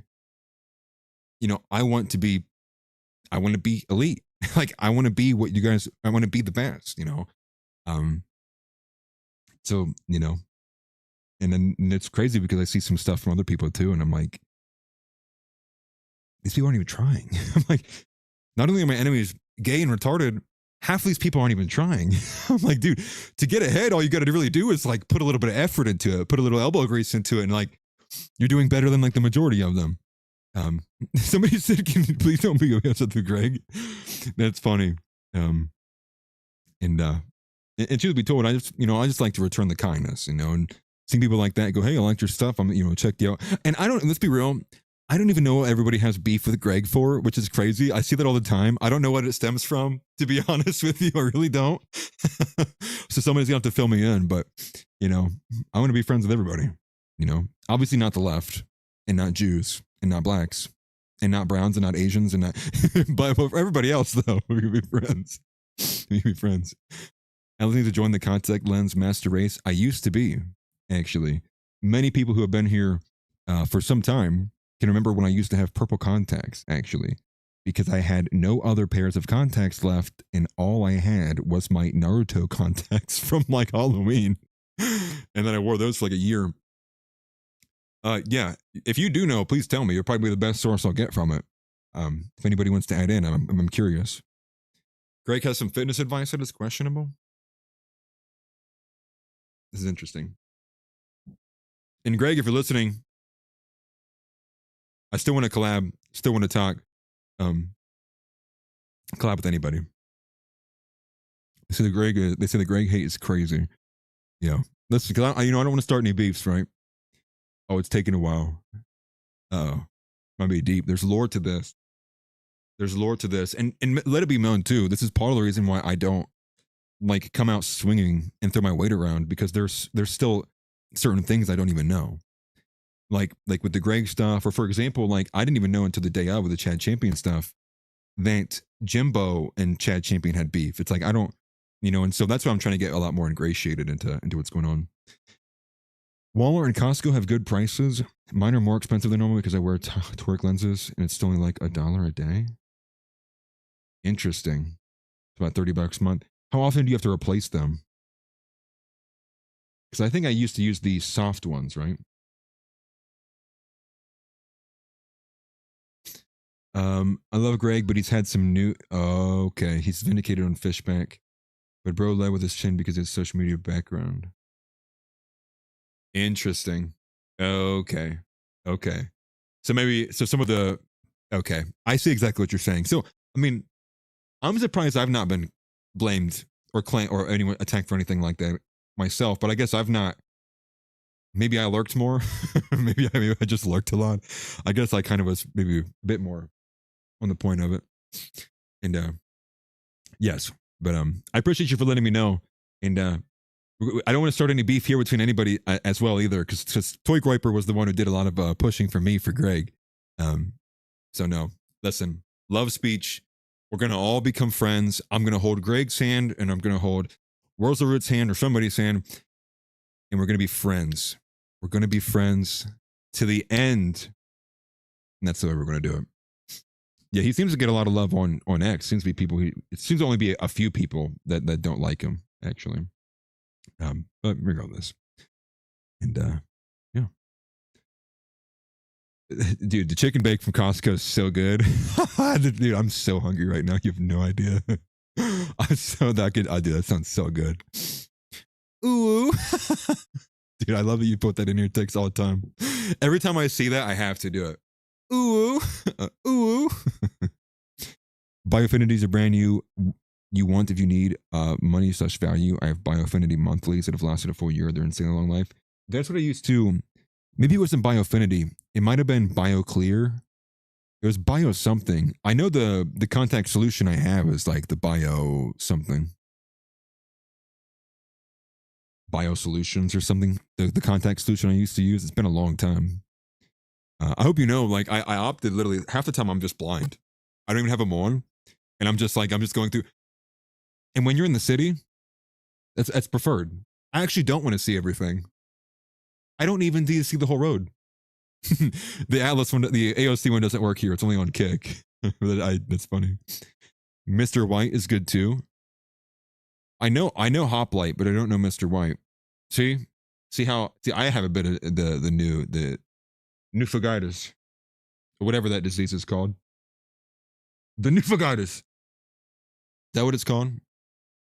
You know, so that's why I try to be friendly. You know, I don't want to stand on anything, you know, nothing like that. What kind of medicine do they put in your glasses, Atlas? Nothing. These are pretty thick, though. These are some thick glasses. I'm literally like I'm getting really, really blind. It's really bad. Because if I sit from here, so my desk is maybe like 2 arm lengths away from me, or maybe no, it's like 1 arm length away. The monitor is. If I'm sitting with my back against a chair, I can't read anything. I can't see chat. I can see Fox News and Ben Shapiro on that screen over there. Everything else is just blurred. So, you know, I'm getting old. In other words, breaking news, everyone. Alice is getting old. I am old man. I am old man. Greg would be past you. I'm just saying it's cringe. That's funny. That's funny. I'm actually not that blind. I'm negative 1.25 and like negative 1.75. Last time I checked. And I think like my mom's at like negative 30 or something crazy like that. Obviously you can't. It was 2020, but there's like negative 5. I know that sounds pretty weak. It feels like I am. I am very, very blind. And I'm very nearsighted. You can see large objects at all distances, but everything else from a distance is a blur. I refuse to get glasses, though. Yeah, well, listen. If I didn't have these glasses, I would be having contact. Because look at these. Look at this. Look at this. Right wing Hassan Piker. Aura, dude. Aura, right? Wow, dude. Wow. Fit looking good. American History X, Fisher. Okay. Better, preferred, looks less nerdy, looks more like Chud, regular, classic, you know, alpha type A, right? Here's the worst. Gay, loser, Trotsky, Sam Hyde, boo. Like, it's like, dude, it's like, I hate it. It's like too small, bro. These glasses are so small. They're so tiny, dude. They're so tiny. So I prefer the thick frame ones, actually. I appreciate that. My wife thinks so too. She my wife actually won't talk to me without the glasses. You know, so that's not really good for my self-esteem, but you know, if I ever want dinner to be made, I just have to put the glasses on. And I have to tape them on my head when we have relations because she literally stops consenting without the glasses. Crazy story, but that's my life and I'm the one living it. You know, to each their own. I am also ambidextrous as well. Smelly says, I remember I was with a girl before I had my glasses. I wasn't with her for much longer after I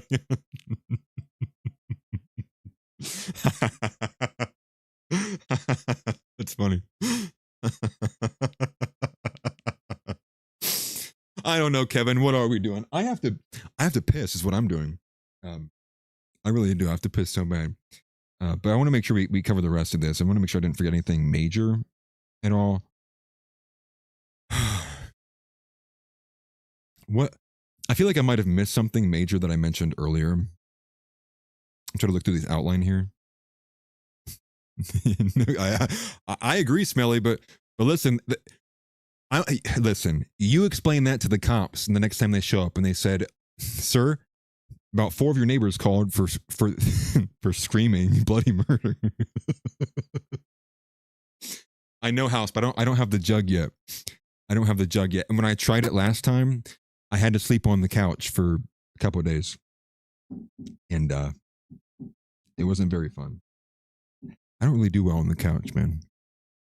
I got a bad back. It's colder out there. TV doesn't turn all the way off. You know. That's funny. So like Rupert says, oh my bad. I think my cat's some medicine. It'll probably be struggle and won't be here to say good night. So I'll do that now. Much love. Hey, I appreciate it. I appreciate that greatly. I am probably about ready to wind down as well. I'm probably not going to be on, well, I actually might be on Kick if you give me a few minutes. I just got to piss and I'm going to come back on Kick and cover some other stuff as well too. But I actually am like unable to think right now because I have to piss so bad. So give me a second. Let me go to the bathroom. And if you guys are still here when I come back, we'll keep going. Okay? Deal? Deal. Straight through, offensively accurate, that's the view.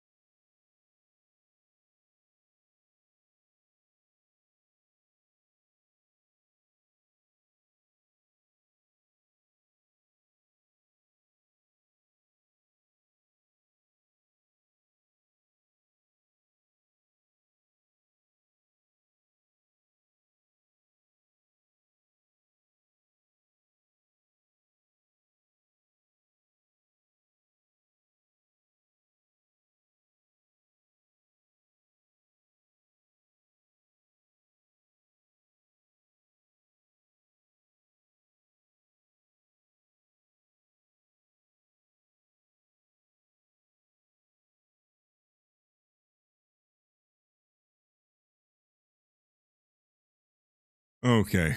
I am back. Holy crap. Dude. I hope you know I'm like freezing cold now. I'm like literally freezing cold right now. I think I like my body temperature went down like 25 degrees. I don't even know how I was containing that much, to be honest with you. But no, we are at the 3 hour mark.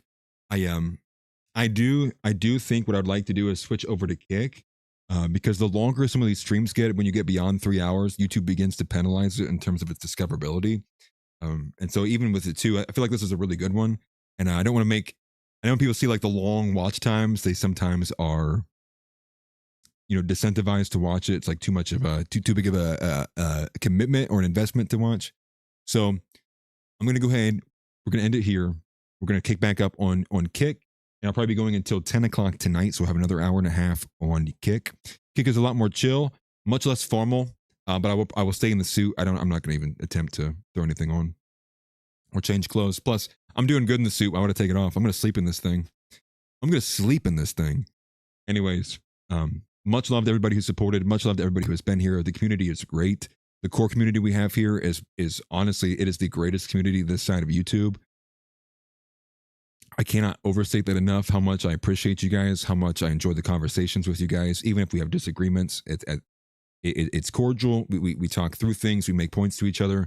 I appreciate it more than you guys probably even understand, and more than I probably am even articulating. So with that being said, we're going to switch over to Kick. For the final message, though, since we can't do deportations, they're not on the table anymore, we will settle for impeachment. So impeach this entire administration, impeach Bongino, impeach Kash Patel, impeach Pam Bondi, all of them. They got to go. Blue Wave 2026. Then we can usher in our guy. We're going to take back our country, 2028. That's the time to go. Christ is King. That cannot be forgotten. Amen to the Lord. One Lord, the only Lord and Savior, Jesus Christ. And on a very serious note, make sure you guys are taking care of your relationships, your walks with Jesus, your walks with. Thank you for the just followed on Kick. Follow, Mr. Harrison. I appreciate that. But make sure you're taking that serious, because as much as it matters to be in the know, as much as it matters to be in the, intelligentsia, into the intellectual side of things, intelligentsia, it also matters that you're also taking care of your spiritual health. And even further than that, your physical health. All things matter. So make sure you have a mastery of all, not just a mastery of one. But for the women, any woman over 150 pounds, you're going to be shot from Canaan to Israel. No questions asked. But we do have an update. I have been informed that the weight restrictions are too high. So now, women between 125 and 150 pounds, this is your 90-day notice to lose the weight, or you too will be shot from Canaan to Israel. Okay, guys, give me a couple seconds. I'll switch it over and I'll be on Kick here in like 3, 4, 5 minutes. But for those who won't be joining, you guys have a good rest of your night. Christ is King. I love you. Thank you for being here. And I'll see you tomorrow. Get up and get out. Get out. Get out. I have a question for you. Say Christ is Lord. Say Christ is Lord. Say it. You say Christ is Lord. Get out. Get out. Christ is Lord.